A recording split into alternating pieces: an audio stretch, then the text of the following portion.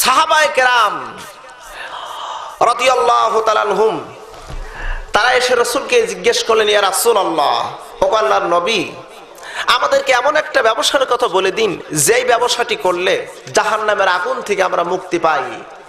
সুবহানাল্লাহ বলবেন না? সুবহানাল্লাহ। আজকে আমাদের এমন ব্যবসা জানা দরকার। কথা বলার দরকার আছে না নাই? আছে। প্রতিনিয়ত আমরা মানুষ কাজ করতেছি, সব হলো জাহান্নামমুখী। কথা বলেন, হয় কি হয় না ভাই? জাহান্নামমুখী কাজ করতেছি। কোন কাজগুলো করলে জাহান্নাম থেকে আমরা মুক্তি পাবো, এই বিষয়ে আলোচনা করব ইনশাআল্লাহ। আজকে জাহান্নাম থেকে মুক্তি পাওয়ার জন্য আমরা দলে দলে দলে বিদলে সৃষ্টি হয়েছি। বাংলাদেশে 33টা ইসলামী দল আছে। এই দলগুলো প্রত্যেকটা দলের একটাই চিন্তাধারা, আমরা জাহান্নাম থেকে মুক্তি পাবো। জোরবন, কার থেকে মুক্তি পাবো? জাহান্নাম থেকে মুক্তি পাবো। ইসলামী 33টা দল আছে বাবা এই বাংলাদেশে। কেউ দল করতেছে তাবলিগি দল জাহান্নাম থেকে মুক্তি পাওয়ার জন্য, কেউ দল করতেছে পীর মুরিদি দল জাহান্নাম থেকে মুক্তি পাওয়ার জন্য, কেউ দল করতেছে আলেম ওলামাদেরকে হত্যা করার দল, তারা জাহান্নাম থেকে মুক্তি পাওয়ার জন্য, কেউ দল করতেছে জাতীয়তাবাদী প্রতিষ্ঠার জন্য, তারা জাহান্নাম থেকে মুক্তি পাওয়ার জন্য, কেউ দল করতেছে ধর্মনিরপেক্ষ মতবাদ যদি প্রতিষ্ঠা করতে পারি তাহলে জাহান্নাম থেকে মুক্তি পাবো। এভাবে বাংলাদেশে 1 নয় 2 নয় 33টা দল আছে যারা জাহান্নাম থেকে মুক্তি পাওয়ার জন্য এই দলগুলো তৈরি করতে তারা একটা ব্যবসা করতেছে। এখন আল্লাহর কাছে বলে, আল্লাহ কোন ব্যবসাটি করলে আমরা জাহান্নাম থেকে মুক্তি পাবো? আমার মুসলমান বন্ধুগণ, আল্লাহর নবী কাছে এসে জিজ্ঞাসা করলেন, ও নবীজি, আমাদের বলে দিন কোন ব্যবসাটি করলে জাহান্নামের আগুন থেকে মুক্তি পাবো। সাহাবায়ে কেরামেরা প্রশ্ন করলেন, কিন্তু আমার নবীজি নিজের করে নিজের মন গড়া কথা একটাও বলেন নাই। যতক্ষণ আল্লাহ না বলেছেন ততক্ষণ একটা কথাও বলেন নাই। কথা বলেন ঠিক কিনা ভাই? আমার নবীজি আল্লাহর দিকে মতবজ্জ হলেন। আল্লাহ পাক রব্বুল আলামিন সঙ্গে সঙ্গে ভাই আমার রাসূলের উপর ওহী অবতীর্ণ করে জানায় দিলেন, ইয়া আইয়ুহাল্লাযীনা আমানু হাল আদুল্লুকুম আলা তিজারাতিন তুনজিকুম মিন আযাবিন আলীম।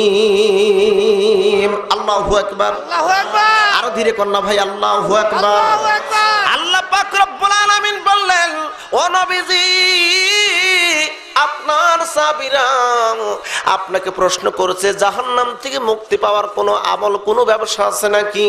ও ঈমানদারেরা রে, তামাম পৃথিবীর মানুষেরা শোনো, হাল আদুল্লুকুম আলা তিজারা, আমি কি এমন একটা ব্যবসার কথা বলে দেব না যেই ব্যবসাটি করলে জাহান্নামের আগুন থেকে তোমরা মুক্তি পাবে?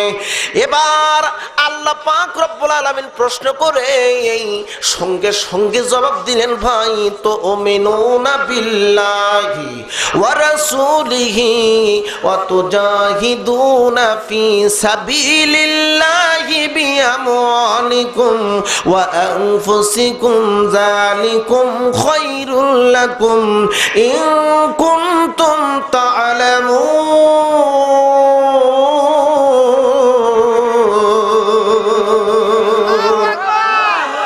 আর ধীরে কর না ভাই, আল্লাহু আকবার। আল্লাহু আকবার। আর জোরে কর, আল্লাহু আকবার। আল্লাহু আকবার।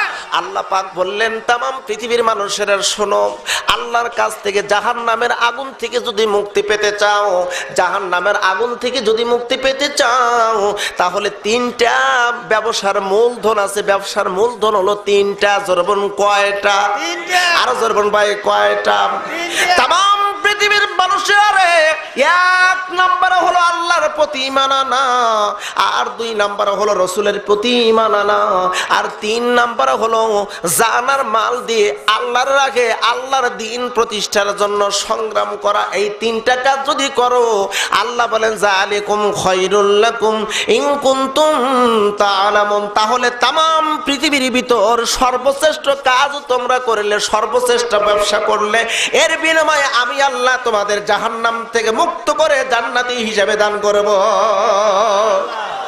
1 নাম্বার হলো আল্লাহর প্রতি ঈমান আনা। জোরে বলুন, 1 নাম্বার কি?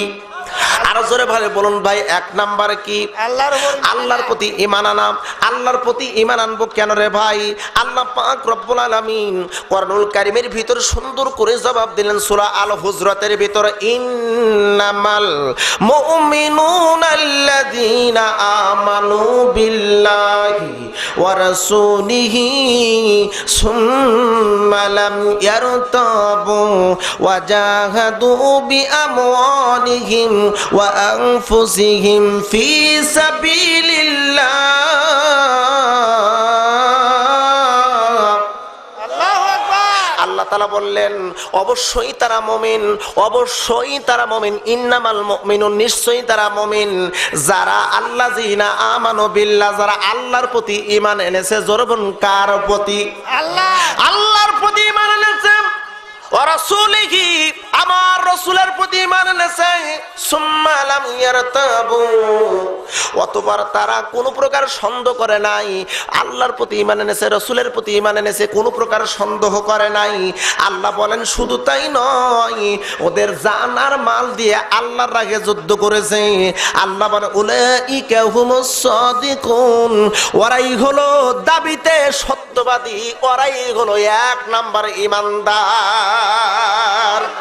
শুধু তাই নয় আমার মুসলমান বন্ধুগণ, আল্লাহর প্রতি যদি ঈমান আনা যায় রে ভাই, আল্লাহ পাক রব্বুল আলামিন বলেন तमाम পৃথিবীর তাগুতকে যারা পরিহার করবে, যারা তাগুতকে পরিহার করবে, তাগুত হলো যে আল্লাহর আইন মানে না, আল্লাহর বিধান মানে না, নিজেই একটা বিধান তৈরি করে তা মানুষের উপর পালন করার জন্য বাধ্য অনুগত করে দেয়, তার নাম হলো তাগুত। তার নাম কি বলুন তো ভাই?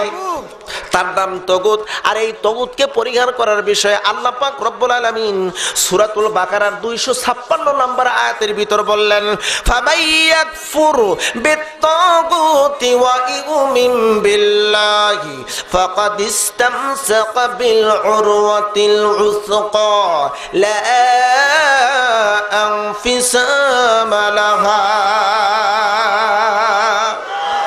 আল্লাহ বলেন যারা তোমরা তাগুতকে অস্বীকার করবে, তাগুতকে অস্বীকার যারা করবে আর আল্লাহর প্রতি ঈমান আনয়ন করবে, আমি আল্লাহ ওয়াদা দিলাম বান্দারে অবশ্যই এমন একটা রশি দেব, এমন একটা দড়ি দেব, যেই দড়িতে তোমরা সকলে একই সাথে তোমরা আবদ্ধ থাকবে। দড়ির এক মাথা টান দিলে অপর মাথা যেমন করে চলে আসে, এক মুমিনকে যখন আমি জান্নাতে টান দেব, ওই দড়ির সঙ্গে সঙ্গে तमाम পৃথিবীর সবগুলো মুমিন আমার জান্নাতে চলে আসবে।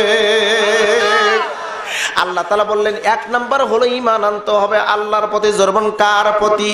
আল্লাহ। আল্লাহ বলেন ঈমানের স্তর হলো তিনটা। হাদিস শরীফের ভিতরে এসেছে রে ভাই, ঈমানের স্তর হলো তিনটা। এক নাম্বার স্তর হলো ঈমানের স্তর হলো তিনটা। এক নাম্বার হলো করার বিল লিসান, এক নাম্বার হলো জিহ্বার দ্বারা, এই জিহ্বা দ্বারা প্রকাশ করতে হবে আল্লাহ আমার রব। দুই নাম্বার তাসদিক বিল জিনান, অন্তরে বিশ্বাস করতে হবে। তিন নাম্বার আমল বিল আরকান, আমলের দ্বারা প্রমাণ করতে হবে আল্লাহ আমার রব। এক নাম্বার হলো মুখে স্বীকৃতি করতে হবে। ধরুন এক নাম্বার কি? বোঝেন নাই, বোঝেন নাই, বোঝেন নাই। আমি এমন আলোচনা করব ভাই, যে আলোচনাটা আগামীকাল যেন সকালবেলা সবার মাঝে বলতে পারেন। সিরাজগঞ্জ থেকে গোলজার হোসেন মাহমুদি এসেছিল, আমাদের মাঝে উত্তম ব্যবসা সম্পর্কে আলোচনা করেছে। এত সুন্দরভাবে আলোচনা করেছে, তিনি দিক নির্দেশনা বুঝাই দিয়েছেন। এমন করে আলোচনা শুনতে গিয়ে আপনারা মন চায় না ভাই? দেখি তো কারা কারা চান না?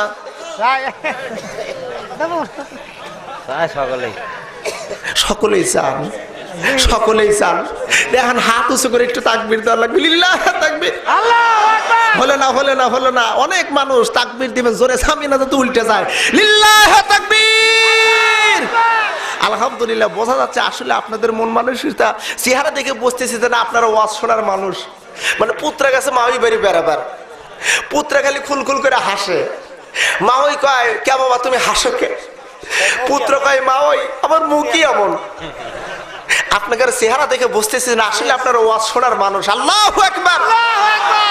তাহলে আল্লাহ পাক রব্বুল আলামিন বললেন ঈমানের স্তর হলো তিনটা। জোরে বলুন কয়টা? এক নাম্বার হলো জিহ্বা দিয়ে প্রকাশ করতে হবে আল্লাহ আমার রব। দুই নাম্বার অন্তরে বিশ্বাস করতে হবে রে বাবা। তিন নাম্বার কাজে প্রমাণ করতে হবে। আজকে এখন ইমানদার আমরা একটু পৃথক করে নেই, পার্থক্য করে নেই কোন শ্রেণীর ইমানদার মুসলমানদের মধ্যে আছে। এখন লক্ষ্য করে দেখেন, আমরা অনেকেই বলি আল্লাহ আমার রব। রব শব্দটির ব্যাখ্যা বাইরে বিভিন্ন তাফসির ভিতর বিভিন্ন মত পোষণ করেছে। রবের ব্যাখ্যা অনেকে অনেক প্রকারে করেছে। রব শব্দের অর্থটি তারা অনেকভাবে করতে পেরেছে। শেষ পর্যন্ত বলেছে আমরা রবের অর্থ বলতে পারলাম না। আমার পাবনার ভাইরা রে, আমার সাথিয়ার মা বোনেরা রে, ভালো করে লক্ষ্য করতে হবে। এই রবের শব্দটির অর্থ 69 থেকে 82টি বলা হয়েছে। রব শব্দের অর্থ হলো সৃষ্টিকর্তা, রব শব্দের অর্থ পালনকর্তা, রব শব্দের অর্থ হলো আইনদাতা, বিধানদাতা, বিচারদাতা। এভাবে যত প্রকারের বলবেন সবগুলো রবের দ্বারা মোতাওয়াজ্জা হয়েছে। জোরে কন্যা ভাই আল্লাহু আকবার। আমরা কিন্তু কালেমা শরীফ পড়ি ভাই, আমরা কিন্তু কালেমা পড়ি লা ইলাহা ইল্লাল্লাহ পড়ি কি পড়ি না? এই পাবনার লোকেরা মন করে পড়ে না? সকলেই কি পড়েন রে ভাই? আমরা কিন্তু সকলেই পড়ি লা ইলাহা ইল্লাল্লাহ মুহাম্মাদুর রাসূলুল্লাহ। নেই কোনো ইলাহ আল্লাহ ছাড়া পড়ি কি পড়ি না ভাই? এখন ইলাহ শব্দটির বাংলা অর্থ আপনি কি করবেন? এবার ইলাহ শব্দের অর্থ আমি বলতেছি ভাই, লক্ষ্য করে দেখুন। ইলাহ শব্দের বাংলা অর্থ কেউ বলতে পারবেন না। ইলাহ শব্দের অর্থ এমন করে হবে লা ইলাহা ইল্লাল্লাহ, লা ইলাহা, নেই কোনো ইলাহ ইল্লাল্লাহ। এখানে ইলাহ শব্দের অর্থ হলো সৃষ্টিকর্তা, লা ইলাহা ইল্লাল্লাহ, নেই কোনো রিজিক দাতা ইল্লাল্লাহ আল্লাহ ছাড়া, লা ইলাহা ইল্লাল্লাহ, নেই কোনো আইনদাতা আল্লাহ ছাড়া, লা ইলাহা ইল্লাল্লাহ, নেই কোনো বিধানদাতা আল্লাহ ছাড়া। এখানে ইলাহ শব্দের অর্থ হলো সৃষ্টিকর্তা, ইলাহ শব্দের অর্থ হলো পালনকর্তা, ইলাহ শব্দের অর্থ বিধানদাতা, ইলাহ শব্দের অর্থ হলো হুকুমদাতা, ইলাহ শব্দের অর্থ সৃষ্টিকর্তা। জোরে কন্যা ভাই আল্লাহু আকবার। আমরা মুখে বলতেছি আল্লাহ তুমি আমারে সৃষ্টি করেছো, তুমি আমারে খাওয়াও, এটা মুখে বলতেছি, আর অন্তরে বিশ্বাস করি না না, মন্ত্রী টুকু সাহেব যদি না দেয় আমার পেটে খাবার যাবে না। কতক্ষণ কই কি কই না? এ মুসলমানও তো কই কি কই না? মুখে বলে আল্লাহ তুমি আমার রিজিক দাতা, আল্লাহ তুমি আমার আইন দাতা, কিন্তু এবার আইন মানতেছি, সরকারের আইন মানতেছি, তগুদের আইন মানতেছি, গ্রামের মাতব্বরের আইন মানতেছি, উপজেলা চেয়ারম্যানের আইন মানতেছি, ডিসির আইন মানতেছি, থানার প্রধানের কথা বলেন, হয় কি হয় না ভাই?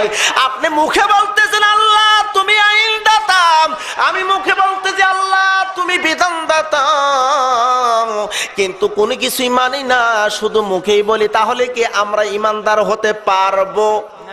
আসুন এবার দলিল নেন। সূরা আনকাবুত খুলুন রে ভাই। আমি কিন্তু কোরআন থেকে তাফসীর করতেছি, খারাপ লাগতেছে না? কোরআনের কথা শুনবেন না মইফুল রাজার শাস্ত্র শুনবেন? এ জোরবান কিসের কথা শুনবেন? আরো জানাবেন কিসের আলোচনা? কোরআনের। ও মুসলমান বন্ধুগণ, আমি কোরআন টু কোরআন কথা বলবো রে ভাই, আপনাদের মনে হয় খুব কষ্ট লাগবে না? আমি বুঝতে পেরেছি ভাই। আমি জানি এই এলাকায় একজন সুনামধন্য ব্যক্তিত্ব ছিল, তার নাম আমি বলতে চাই না।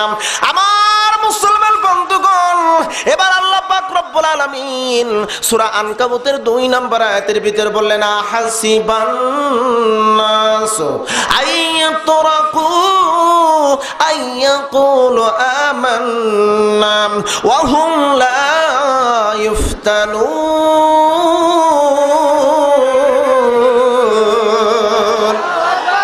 আল্লাহ তাআলা বললেন বান্দারে তোমরা মনে করেছো আহাসিবান নাস আইয়াতরাকু আইয়াকুলু আমান্না, তোমরা ধারণা করেছো শুধু মুখে যদি বলি আল্লাহ তুমি আমার রব, তুমি আমার প্রভু, আল্লাহ বলে এইটা মনে করেছো, আর এতেই মনে করে বলেছো আল্লাহ আমরা নাজাত পাবো। আল্লাহ বলে ওয়াহুম লা ইফতানুন, খবরদার খবরদার, না না, এই মুখে ঈমান আনলার আল্লাহর কাছ থেকে নাজাত পেয়ে জান্নাতে যাবে এমনটি নয়, বরং ঈমানের পরীক্ষা দিয়ে তোমাদের জান্নাতে যেতে হবে।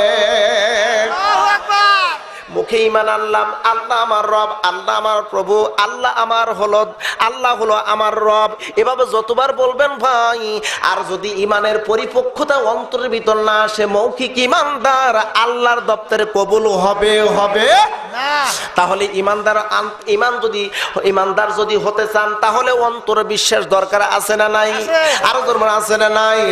আমার মুসলমান বন্ধু বন্ধুগণ, এবার অন্তরে বিশ্বাস কারে বলে মুসলমান, এবার অন্তরে ঠাই দিতে হবে আল্লাহ আমার রব। এই কথাটির বেলায় আমাকে অন্তরে প্রমাণ দিতে, অন্তরে সাক্ষ্য দিতে হবে। এবার আমল বিল আরকান, এবার কাজে প্রমাণ করতে হবে। জোরবান কিসে প্রমাণ করতে হবে? আরো জোরবান কিসে প্রমাণ করতে হবে? কাজে প্রমাণ করতে হবে। ইমাম সাহেব মসজিদের মধ্যে ওয়াজ করতেছে, ভাই খুতবা দিচ্ছে, আপনারা চুরি করবেন না, ডাকাত দিবেন না, জেনা করবেন না, সুদ খাবেন না, মারামারি করবেন না, মিথ্যা কথা বলবেন না, রাহাজারি করবেন না, একের মাল অপরে নেবেন না, অযথা ভাবে গোলমাল ফিতনা বাজার সৃষ্টি করবেন না, কাউকে অন্যায় ভাবে ফাঁসি দিবেন না, কাউকে অন্যায় ভাবে মামলা মোকদ্দমায় ফেলবেন না। এভাবে ইমাম সাহেব খুতবা দিতেইছে। এবার মসজিদে থেকে নামাজ পড়তেছি। ইমাম সাহেব খুতবা দেওয়ার পরে আমরা কিন্তু যখন তাকবীরে তাহরিমা বাদে সকলেই বেরিয়ে আল্লাহু আকবার বলি কি বলি না ভাই? ইমাম সাহেব আপনি যা বললেন ঠিক আছে, আমরা মেনে নিলাম, আল্লাহু আকবার। নামাজ শেষ করে মসজিদের বাহিরে এসে হিসাব করতেছেন, সুদের টাকা কত আসলো, ঘুষের টাকা কত আসলো, ওই মারামারি করার জন্য কাক কোন জায়গায় পাঠান গেল, ওই কথা বলেন। এরকম হয় কি হয় না? অবশ্যই আপনার সাথিয়াই হয় না মনে হয়। জোরে বলুন হয়। তাহলে কাজে কি আপনি প্রমাণ করলেন আপনি একজন ইমানদার? না। এ ভাই মুসলমান নামাজ দাও, কাজে কি বিশ্বাস হলো, প্রমাণ হলো? আমার মুসলমান বন্ধুগণ, এই তিনটা বিষয়ের এক নাম্বার হলো ইমান। মুখে ইমানদার, অন্তরে বিশ্বাস, আর 3 নাম্বার হলো কাজে প্রমাণ করা। এই 3টা কাজ যারা করবে মুসলমান, তারা হয়ে যাবে 1 নাম্বার ইমানদার। লক্ষ্য করুন, এইসব ইমানদারের পক্ষে আল্লাহ পাকের পক্ষ থেকে কি ঘোষণা আসে রে? লক্ষ্য করুন, সূরা হামিম সেজদার দিকে তাকান, সেখানে সুন্দর করে আল্লাহ রাব্বুল আলামিন বললেন, ইন্নাল্লাযীনা ক্বালু রাব্বুনাল্লাহু সুম্মা ইসতাকামু তাতানাসসালু আলাইহিমুল মালায়েকা আল্লা তাখাফু ওয়া লা তাহসানু ওয়া আবশিরু বিল জান্নাতিল্লাতী কুনতুম তুআদুন।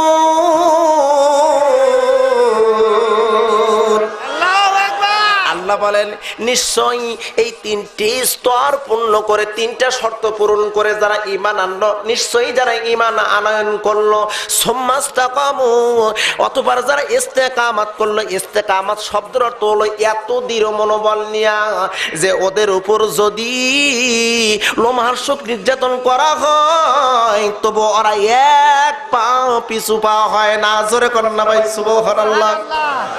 আল্লাহ বলেন, তামাম পৃথিবীর মানুষেরা এইভাবে যারা ঈমান আনবে, আমি আল্লাহ ওয়াদা দিলাম, ওরা যখন মৃত্যুর গড়গড়ায় পৌঁছে যাবে, ওদের পাশে 1 নয় 2 নয়, তাফসীরের ভিতরে এসেছে 70,000 কোটি। জোরে বলেন কত কোটি?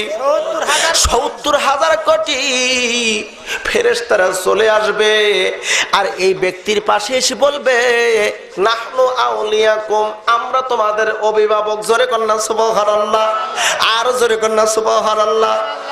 ফেরেশতারা এসে বলতে থাকবে, ইমানদার ভাই, দুঃখ করো না, টেনশন করো না, চিন্তা নাই।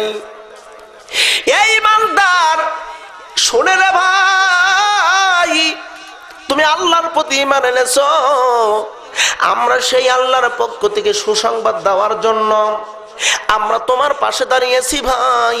এখন তোমাকে বলতেছি, শোনো হে, আল্লাহর জান্নাত তোমার জন্য ওয়াজিব হয়ে গেছে। আল্লাহু আকবার, আল্লাহু আকবার। যারা 3টি শর্ত পূরণ করবে তাদের জন্য জান্নাত দিবেন কে? আল্লাহ।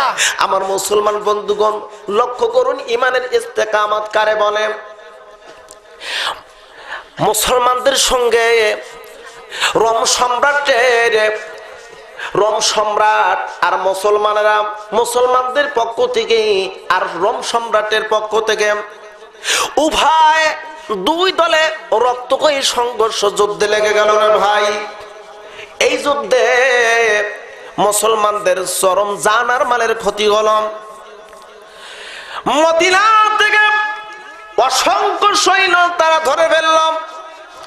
এর ভিতরে তিনজন সৈন্যকে ধরল। এই তিনজন সৈন্য ছিল একই মায়ের পেটের ভাই, তিন ভাই। এদেরকে নিয়ে রাজ দরবারে নিয়ে যাওয়া হলো।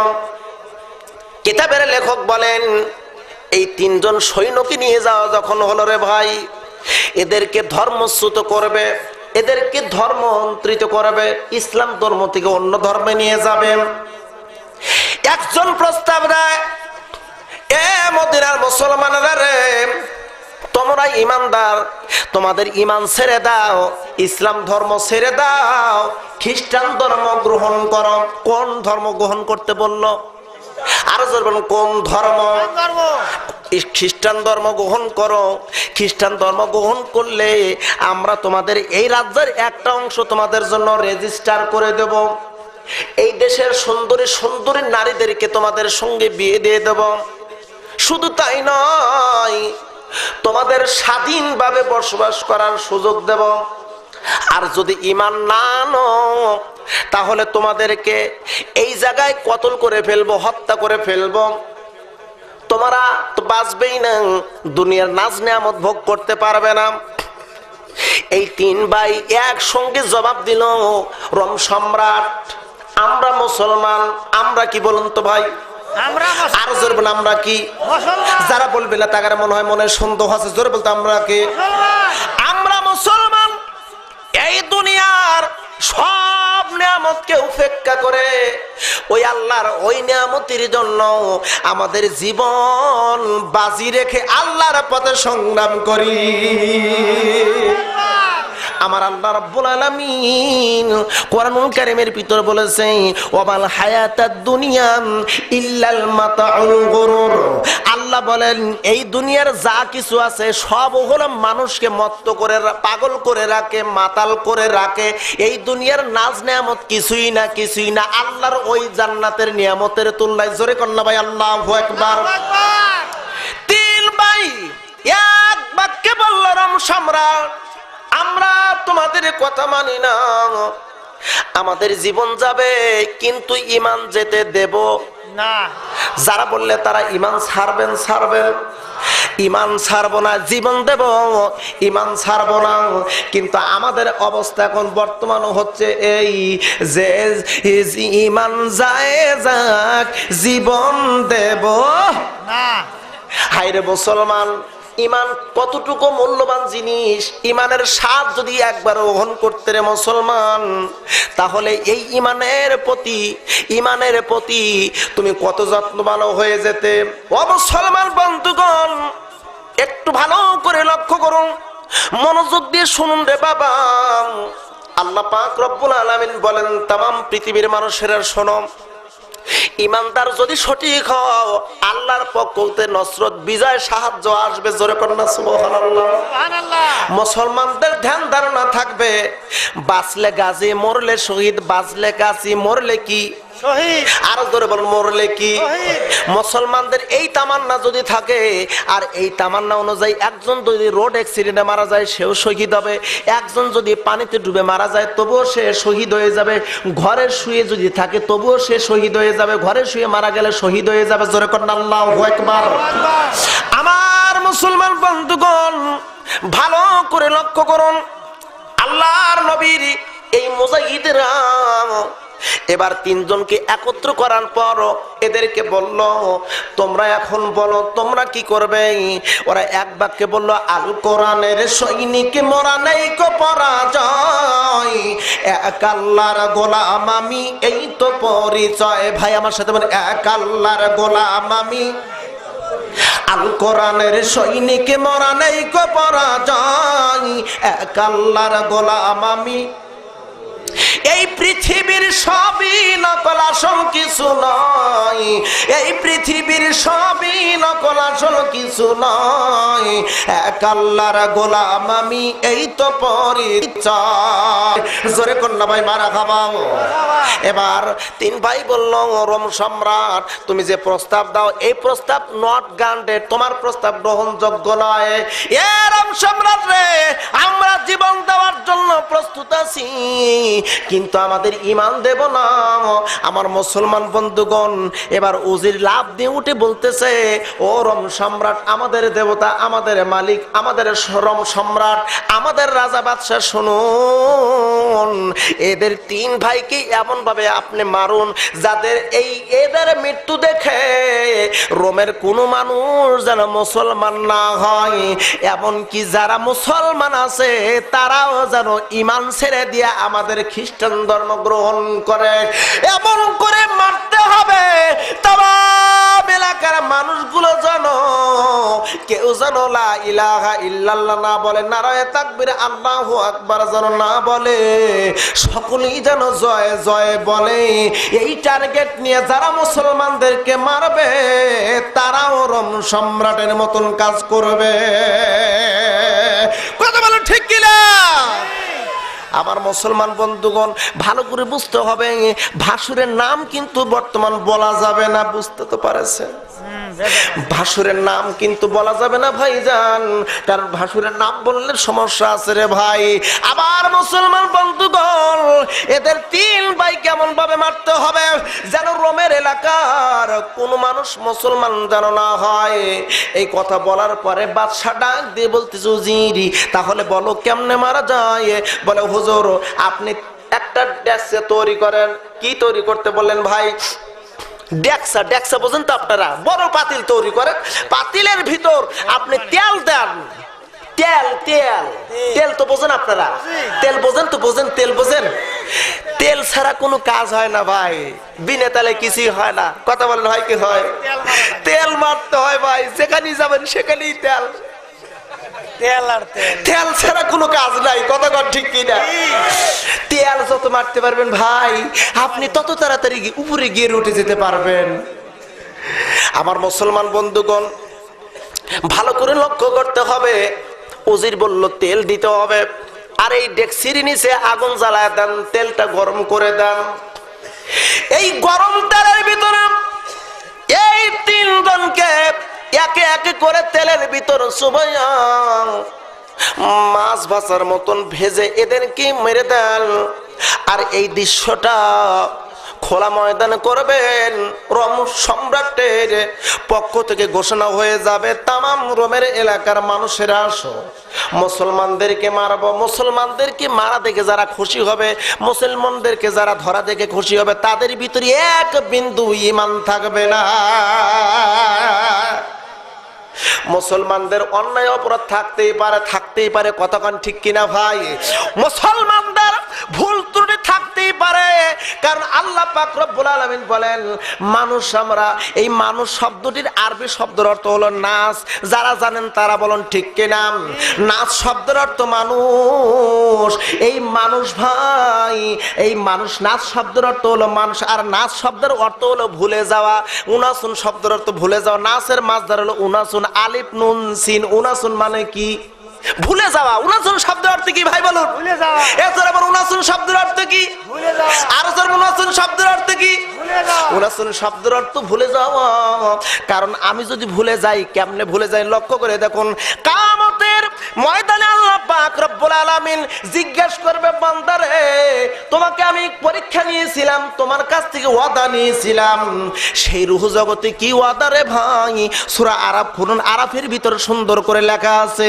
ওই আরাফের ভিতর রূহদেরকে একত্রে আল্লাহ তৈরি করলেন, একই দিনে একই টাইমে একই সময়ে কিয়ামত পর্যন্ত। আদম থেকে শুরু করে যত মানুষ এসেছে সব মানুষের রূহগুলোকে আল্লাহ একই দিনে তৈরি করেছে। আল্লাহু আকবার বলবেন না? আল্লাহু আকবার। আরো জোরে কন্যা সুবহানাল্লাহ। সুবহানাল্লাহ। এমপির রূহ যেদিন তৈরি করেছে, মন্ত্রীর রূহ সেই দিন, সাধারণ জনগণের রূহ সেই দিন, অর্থাৎ তামাম পৃথিবীর সব মানুষের রূহ আল্লাহ একই দিনে তৈরি করেছে। জোরে কন্যা ভাই সুবহানাল্লাহ। রূহদেরকে তৈরি করে আল্লাহ পাক বললেন, ও রূহরাম, আলাস্তু বিরব্বিকুম, আমি কি তোমাদের রব নই? আর আমরা সেই দিন বলেছিলাম, ক্বালু বালা। সুবহানাল্লাহ। সুবহানাল্লাহ। ধীরে কোন সুবহানাল্লাহ, আস্তে কোন সুবহানাল্লাহ। মানে ধীরে করলে জোরে হয়, আর জোরে করলে ধীরে হয়। জোরে কোন আল্লাহু আকবার। এখন আপনারা বলুন তো ভাই, আপনার কিতাবকে জিজ্ঞেস করুন, আল্লাহর সেই ওয়াদা আপনার কি মনে আছে?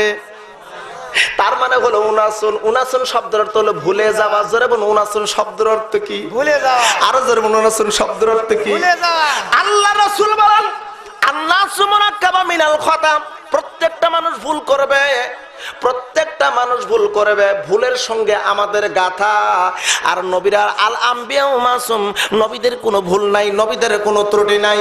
তাহলে ভুল করবে মানুষেরা। জোরবেন ভুল করবে কারা? মানুষ। আর জোরবেন কারা? আমার মুসলমান বন্ধুগণ, এবার রোম সম্রাটের এবার রাজ দরবার বাহিরে খোলামেলা ভাবে বড় একটা ডেস্কি তৈরি করা হলো, তেল দেওয়া হলো আর ফুটান্ত করা হলো। এই তেল টকবক টকবক করতেছে। এই তিনজন মুসলমান এদেরকে দাঁড় করা হলো ভাই, এদেরকে দাঁড় করায় বলতেছে এ মুসলমানরা রে, আজ দেখ এমন একটা রিমান্ড জারি করলাম, তাড়াতাড়ি ইমান ছেড়ে দে, নইলে তেলের ভিতর আমরা ছেড়ে দেব। এবার বড় ভাই ডাক দিয়ে বলতেছে রোম সম্রাট, আমরা জীবন দেওয়ার জন্য দাঁড়াই আছি, আমাদের জীবনের মা করি না, আমাদের সব মায়া হলো আমাদের ইমানের ময়া। জোরে কন্যা ভাই আল্লাহু আকবার। আল্লাহু আকবার। এ ছোট দুই ভাইরা রে, আমি তোমাদের উপদেশ দেই, খবরদার ইমান ছাড়বে না, জীবন দিয়ে দিবা। এই যে গরম তেল দেখতেছ, না না এটা গরম তেল নয়, আমি দেখতেছি ওটা আল্লাহর জান্নাতুল ফেরেদাউস। আমার মুসলমান বন্ধুগণ, বারবার যখন বলা হচ্ছে ছেড়ে দে, ইসলাম ধর্ম ছেড়ে দে, ইসলাম দল ছেড়ে দে, খ্রিস্টান দল গ্রহণ কর, খারাপ লাগতেছে না, কষ্ট দিচ্ছি ভাই? না। কারণ আমার আগামীকাল সিলেট মাহফিল ভাই, আমি যত তাড়াতাড়ি এখান থেকে যেতে পারবো তত তাড়াতাড়ি আমি ওদিকে যেতে পারবো। না, ভাই মারেন না। আমার মুসলমান বন্ধুগণ, বড় ভাই এই দুই ছোট ভাইকে বললো ভাই রে খবরদার। ছোট ভাই ডাক দিয়ে বলতেছে ভাই যান, আপনি যেই দলে প্রতিষ্ঠিত আছেন আমিও সেই দলে প্রতিষ্ঠিত আছি। সুবহানাল্লাহ। সুবহানাল্লাহ। ও মুসলমান বন্ধুগণ, তাম বাংলার মুসলমানরা শুনে নাও, আমাদের একটা সিলসিলা আছে। আমাদের সিলসিলা হলো আমাদের একটা বংশ মর্যাদা আছে। আমাদের বংশ মর্যাদার দিকে একটু কি খেয়াল করেছেন? আমাদের বংশ মর্যাদার দিকে একটু কি লক্ষ্য করেছেন? আমাদের ঐতিহ্য আছে, আমরা খালিদ বিন ওয়ালিদের উত্তরসূরি, আমরা হলাম ওমরের উত্তরসূরি, আমরা হামজার উত্তরসূরি, আমরা আবু বকরের উত্তরসূরি, আবু বকর, ওমর, ওসমান, আলীর উত্তরসূরি হতে চান কারা কারা? হাত উঁচু করে আল্লাহকে দেখান। লিল্লাহে তাকবীর। আলহামদুলিল্লাহ, হাত নামান। আমার মুসলমান বন্ধুগণ, এবার এই তিনজন যুবক যখন এক বাক্যে যখন কথা বলল, এবার এই রোমরাজ সম্রাট বলতেছে উজির আর দেরি নয়, তাড়াতাড়ি আসরে উজির এই বড় ভাইটাকে, বড় ভাই বেশি কথা বলতে এর আগে ডেস্কের ভিতর ফালায় দাও। আমার মুসলমান বন্ধুগণ হাত বানলো, পা বানলো, এবার উত্তপ্ত তেলের ভিতর বড় ভাইকে ফেলে দিবে। এবার বড় ভাই ছোট দুই ভাইকে ডাক দিয়ে বলতেছে ছোট দুই ভাইরে শোন, আমি তেলের ভিতর যাব রে, এখনই চলে যাব, খবরদার খবরদার ওদের কথা মানবি না, জীবন যাবে যাবে কিন্তু ইমান দিবি না। বড় ভাইকে মুহূর্তের ভিতর তেলের ভিতর ফেলে দিল ভাই। এবার মেজ ভাইকে বলতেছে, রোম সম্রাট ডাক দিয়ে বলে রে মুসলমান, তোর বড় ভাইকে তেলের ভিতর দিলাম, তুই কি ইমান ছাড়বি না? মেজ ভাই বলতেছে না না, আমার বড় ভাই যে রাস্তায় গেছে ওই রাস্তায় আমিও যাবো। জোরে কোন আল্লাহু আকবার। মেজ ভাইকে ভাই এবার হাত বানলো, পা বানলো, তেলের ভিতর ফেলে দিবে। ছোট ভাইকে ডাক দেওয়ার, ছোট ভাই, বড় ভাই গেল, আমিও যাচ্ছি রে, খবরদার খবরদার এই আবু লাহাব, আবু জাহেল, উতবা সাহেবা, এই ফেরাউনের হাতে খবরদার ইমান দিবি না রে, জীবন দিবে, আল্লাহর জান্নাত দেবে। মেজ ভাইকে তেলের ভিতর দিল ভাই। এবার ছোট ভাই এরা বলা হয় তোর দুই ভাই গেল, তোরেও কিন্তু দেওয়া হবে। ছোট ভাই ডাক দিয়ে বলতেছে, রোম সম্রাট, আমি আমার ইমান ছাড়বো না, রসুলের দেওয়া আদর্শ আমি ছাড়বো না। জোরে কন্যা সুবহানাল্লাহ। এ মুসলমান, বাতিলের ঝড় তুফান সাইক্লোন যতই জোরে আসবে রে, ওটা ভয় করো না, ওটা একদম জিরো। জোরে করে আল্লাহু আকবার। আল্লাহ বলেন, ইন্না কাইদাশ শাইতান কানা দাইফা। শয়তানের চক্রান্ত যতই বড় হোক, ওটা একবারে দুর্বল। আমার মুসলমান বন্ধুগণ, তাম পৃথিবীর দিকে আজ লক্ষ্য করে দেখুন, মুসলমানদেরকে কি ষড়যন্ত্র করা হচ্ছে, কতক্ষণ ঠিক কিনা? আমি কি কোনো রাজনীতি কথা বলতেছি ভাই? আজকে তো আমরা ইমান গড়ার একটা, ইমান তৈরি করা সুন্দর একটা ব্যবসা সম্পর্কে আলোচনা শুনতেছি। আল্লাহ কবুল করে জোরে কোন আমিন। আমার সাথী আর বাইরে এবার দুই ভাইকে মারা হলো, এবার 3 নাম্বার ভাইয়ের উপরে একটা এরে মারবে। আগে বড়, তারপরে মেজে, তারপরে ছোট। মারার কিন্তু একটা স্তর আছে ভাই, কতক্ষণ ঠিক কিনা? পুকুরে যখন মাছ ধরবেন, তখন পুকুরের ব্যবসায়িক আগে ছোট মাছ ধরে না বড় মাছ ধরে? বড় মাছ। ধীরে বলতে হবে। এইদিকে লোকেরা বলেন বড় মাছ। বড় মাছ যখন শেষ হবে, তারপরের মাছটা ধরবে, কতক্ষণ ঠিক কিনা? তারপরে ছোট, তারপরেরটা ছোট, তারপরে ছোট। যখন পুকুরের সব শেষ হয়ে যায়, তখন একেবারে গ্যাস ট্যাবলেট দিয়ে পুকুরের সব মাছ মেরে সাফ করে, কতক্ষণ ঠিক কিনা?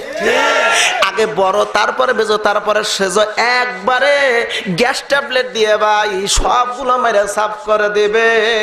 একটু লক্ষ্য করুন, ছোট ভাইকে মারার জন্য এবার টার্গেট করা হলো। ছোট ভাই, এবার ইমানের পাওয়ার কারে বলা হয়? আল্লাহর ইস্তেকামত, আল্লাহর প্রতি ইস্তেকামত কারে বলে? ও মুসলমান বন্ধুগণ, ভালো করে মনোযোগ দিয়ে শুনতে হবে বাজান। আমাকে সুন্দর করে একটু সময় দিয়েছেন, ওই সুন্দর সময়ের ভিতরে একটু সুন্দর আলোচনা আপনাদের মাঝে দিতে পারি কি পারি না? আমার মুসলমান ভাই একটু মনোযোগ দিয়ে খেয়াল করুন রে ভাই। ছোট ভাইকে বারবার বলা হচ্ছে, ছোট ভাই বলতেছে না জীবন দেব, ইমান আমি দেব না। জোরে কন্যা সুবহানাল্লাহ। আমার মুসলমান বন্ধুগণ, এবার এই ছোট ভাইকে বারবার তাকাতে দেওয়া হলো, কিন্তু ছোট ভাই মানে না। এক পর্যায়ে উজির ডাক দিয়ে বলে, রোম সম্রাট, এদেরকে মারা কখনো ইমান হরণ করানো যাবে না, বরং এদেরকে কৌশলগত দিক দিয়ে ইমান হরণ করতে হবে। জোরবন কি দিয়া? আর জোরবন কি দিয়া? কৌশল দিয়া এদের ইমান হরণ করতে হবে। এবার রোম সম্রাট জিজ্ঞাসা করলো, উজির রে, এদের কোন কৌশলে ইমান হরণ করা যায়? বলে নারী দিয়া ইমান হরণ করতে হবে। জোরে বলুন কি দিয়া? নারী দিয়ে। আর জোরে বলুন কি দিয়া? নারীদের দিয়া ইমান হরণ করতে হবে। কারণ হলো, লক্ষ্য করুন, শয়তান যারা, ওদের মাথায় শুধু শয়তানি বুদ্ধি, কতক্ষণ ঠিক কিনা? যারা শয়তান, ওদের মাথায় শুধু শয়তানি বুদ্ধি। আমার মুসলমান বন্ধুগণ, হযরত ইব্রাহিম আলাইহিস সালাম যখন আল্লাহর একত্ববাদের দাওয়াত দিতে লাগলেন, নমরুদের কাছে দাওয়াত দিলে, এ নমরুদ, তুই আল্লাহকে ইলাহ হিসেবে মেনে নে, তোর আইন চলবে না, তোর বিধান চলবে না, শুধু চলবে আল্লাহর বিধান। নমরুদ এবার হযরত ইব্রাহিম আলাইহিস সালামের কথায় পরাজিত হয়ে গেল। তর্ক বিতর্ক লেগে কিন্তু ইব্রাহিমের তর্কের সাথে, যুক্তির সাথে নমরুদ পারলই না। আসলে তো কোনোদিন পারবেই না, কতক্ষণ ঠিক কিনা? যুক্তিতে আসো, এবার তোমরা দলিলে আসো। মুসলমান যে যুক্তি দিবে, আলেমরা যে যুক্তি দিবে, এই যুক্তির কাছে অতীতে হেরেছিল, আজ তোমরা হারবে। এজন্য যুক্তিতে ওরা আসে না, ওরা আসে খালি ঠাস ঠাস। কতক্ষণ ঠিক কিনা? আর জোরে কর ঠিক কিনা? আর ধীরে কর ঠিক কিনা? যুবক বাইরে কয়, আজকে হুজুর পাইছি মন মতো। কষ্ট। আবার মুসলমান বন্ধুগণ, কষ্ট দিতেছি ভাই স্যার, খালি বলবেন শেষ। চলবে তো চলবে। সারা নাই আজকে, সারা সারা। দেখি তো আপনারা যে কিরকম চলাতে পারেন। একটু তাকবীরের আওয়াজ শুনলে বুঝবে যে হুজুর মাহফিল চলবে। লিল্লাহে তাকবীর। আল্লাহু আকবার। না না, এই আওয়াজে ওয়াজ চলবে না। যত মানুষ, শত শত মানুষ তাকবীরে আওয়াজ দিলে তো এখানে ঠাস করে শব্দ হওয়ার কথা, মানে ওই বোমার চাইতো একটা উচ্চ স্বরে আওয়াজ হবে। আমি তো জানি, কারণ মুসলমানদের একটা হুঙ্কার আছে, এই হুঙ্কারে, মুসলমানদের হুঙ্কারে কাফের জাতিদের একদম হৃদয়ের ভিতরে শুধু জান যায় আর আসে, যায় আর আসে। জোর করে আল্লাহু আকবার। এইবার শেষ তাকবীর, লিল্লাহি তাকবীর। চলতেছে না হুজুর? চলবে চলবে। আমার মুসলমান বন্ধুগণ, এবার হযরত ইব্রাহিম আলাইহিস সালাম দাওয়াত দিচ্ছিলেন, কিন্তু নমরুদ মেনে নিতে পারতেছে না। শয়তান এসে বুদ্ধি দেয়, ও নমরুদ, ইব্রাহিমের ঈমান নষ্ট করার একটা বুদ্ধি আছে, তুমি কি তা জানো? বলে না, জানি না। বলে একটা মেলা বানাও, একটা মেলা তৈরি করো, এই মেলার ভিতর যুবক আর যুবতীদেরকে উলঙ্গ করে ছেড়ে দাও, আর এই উলঙ্গ মহিলার সঙ্গে যখন ওই উলঙ্গ মহিলার চেহারার দিকে ইব্রাহিম যখন তাকাবে, আসক্ত হয়ে পড়বে আর জেনার কাজ করবে, আর ইব্রাহিমের ঈমান নষ্ট হয়ে যাবে। তোমার লা ইলাহা ইল্লাল্লাহর দাওয়াত দিবে না। জোরে বলবেন না নাউজুবিল্লাহ। নাউজুবিল্লাহ। আর জোরে কোন নাউজুবিল্লাহ। এ নমরুদ, মেলা বসাও, এই মেলার ভিতরে মহিলাদেরকে ছেড়ে দাও, মহিলাদেরকে স্বাধীন করে দাও, মহিলাদেরকে পর্দার ভিতর থেকে বের করে আনো। আমার মুসলমান বন্ধুগণ, এবার এই মেলা তৈরি করা হলো, মেলার ভিতর মহিলাদের উলঙ্গ করে ছেড়ে দেওয়া হলো, যুবতী মহিলাদেরকে। আর এই মেলার ভিতরে ইব্রাহিম আলাইহিস সালামকে নিয়ে যাওয়া হবে রে ভাই। নবী ইব্রাহিম কে এবার ডাক দিয়ে বলতে, ইব্রাহিম মেলার মধ্যে তোমাকে যেতে হবে। ইব্রাহিম বলতেছে, কোন মেলায়? বলে ওই মেলায়। বলে ইব্রাহিম বলে, আমি খুব অসুস্থ। সুবহানাল্লাহ বলবেন না? আমি খুব কি ভাই? অসুস্থ। আসলে তিনি মানসিক অসুস্থ ছিলেন, কারণ ইমানের দিক দিয়ে অসুস্থ বোধ করতেছিলেন। আমি যদি মেলায় যাই আর ওই মেলার ভিতরে নগ্ন বেশি মহিলাদের দেখলে আমার ইমান নষ্ট হয়ে যাবে। আজকে একটু লক্ষ্য করে দেখুন, আজ মুসলমানদের ইমান হরণ করার জন্য মহিলাদের নগ্ন বেশে, ছদ্মবেশে এই জমিনে খোলামেলা করে দেওয়া হয়েছে। কেমনে? কতগুলো পদ্ধতিতে, বিশেষ করে ভারত থেকে আসমানে ভেসে আসা স্যাটেলাইটের মাধ্যম দিয়া ভাই বাংলার মুসলমান যুবকদের ইমান হরণ করা হচ্ছে কি হচ্ছে না? আরো ধীরে কোনো হচ্ছে কি হচ্ছে না? এ মুসলমান ভাইরা রে, আমার পাবনার মা বলে না, একটু মনোযোগ দিয়ে শোনো রে বাবা। ভারত থেকে যতগুলো চ্যানেল এসেছে, জি বাংলা, জি সিনেমা, স্টার জলসা, স্টার প্লাস, আর কত কিছু মাইনাস আছে, কতক্ষণ আছে না নাই, এই সবগুলো চ্যানেলের ভিতরে ভাই মহিলাদেরকে উলঙ্গ করা হচ্ছে, অর্ধ উলঙ্গ। ও মুসলমান, ইমান কেন নষ্ট হবে না? ভালো করে লক্ষ্য করে দেখুন, একটা যুবক একটা উলঙ্গ মহিলাকে দেখলে তার আসক্ত হবে কি হবে না? তখন তার জেনার দিকে কিন্তু তার একটা মন আকর্ষিত হয়ে যাবে। আর ওই যুবক যখন জেনার কাজ করবে, তখন কোরআন হাদিস ভালো লাগবে না, ইমান আমল ভালো লাগবে না, আলেম ওলামা ভালো লাগবে না, শুধু ভালো লাগবে শুধু ঘুষ আর মানুষকে মারা। আরো জোরে কোন ঠিক কিনা? আল্লাহর আইন পছন্দ হবে না। কি পদ্ধতিতে ঈমান নষ্ট করতেছে? আল্লাহ রাব্বুল আলামিন বললেন, নবী হে, আদ্যবতী পর্যন্ত মুসলমানদের চিরশত্রু হলো 3 দল। জোরে বলুন, কয় দল? 3 দল। আরো জোরে বলুন, কয় দল? 1 নাম্বার ইহুদি, 2 নাম্বার মুশরিক, 3 নাম্বার হলো নাসারা। এই 3টা দল মুসলমানদের চরম শত্রু। আমরা মুসলমান বাংলাদেশী, আমাদের চতুর্দিকে কোন রাষ্ট্র যারা জানেন তারা বলেন? ধীরে কন, ধীরে কন, ধীরে কন, আস্তে কন, আস্তে কন, শুনবি কেউ?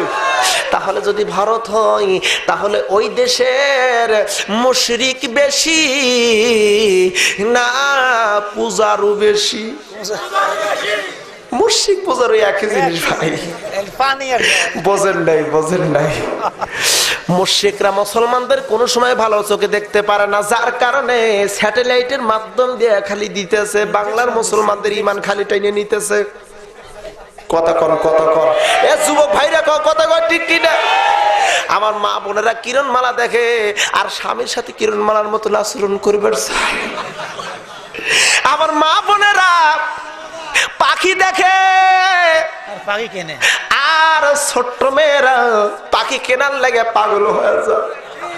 আব্বু পাখি যদি না দাও ঈদের ভিতর ঈদে যাবো না, ভাত খাইলাম না, গলায় দড়ি নিলাম, গ্যাস ট্যাবলেট খেলাম, খা জম্মের আকারে, আমার কি হয়? কোনো সমস্যা নেই, খামর। পত্রিকা দেখেন পাখি জামার লেগে কতজন মরলো, মেলা মাছ মারছে। কতক্ষণ মরছি কি মরছে না ভাই। এক একটা চ্যানেলে কার বউ কে নিয়ে ঘুরে। আর এইটা দেখিয়া আমার বাংলাদেশের মহিলারাও কিন্তু আজকে স্বামীকে দিয়ে দুলাভাইয়ের কাছে যায়, কয় তোমার চাইতে তোমার ছোট ভাই ভালো। সে কত সুন্দর কথা কয়, মার্কেটে লিয়ে যায়, তুমি কিছুই করো না। হায় রে মুসলমান, ইমান হরণ করার কি বুদ্ধি। আসলে মুশরিকরা মুসলমানদের ভালো চোখে দেখে না, দেখে না কথা কর ঠিক কিনা? মুসলমান আওয়াজ দাও ঠিক কিনা? মুশরিকরা কোন সময় ভালো চোখে যেহেতু দেখে না, মুশরিকরা আমাদের কেমনে ভালোবাসবে, কেমনে বুকে টেনে নেবে বুকে টেনে স্বার্থের জন্য। বাংলাদেশটা হলো খনিজ পদার্থের দেশ, এদেশের খনিজ পদার্থ শেষ হবে তোমাকে বোল্ড আউট করে দিবে। কতক্ষণ ঠিক কিনা? যারা তোমরা ইশারা ইঙ্গিতে লড়তেছো, মনে রাখো যেভাবে ইশারা ইঙ্গিতে লড়তেছো এভাবে ইশারা ইঙ্গিতেই তোমার ঘায়েল করবে। কতক্ষণ ঠিক কিনা?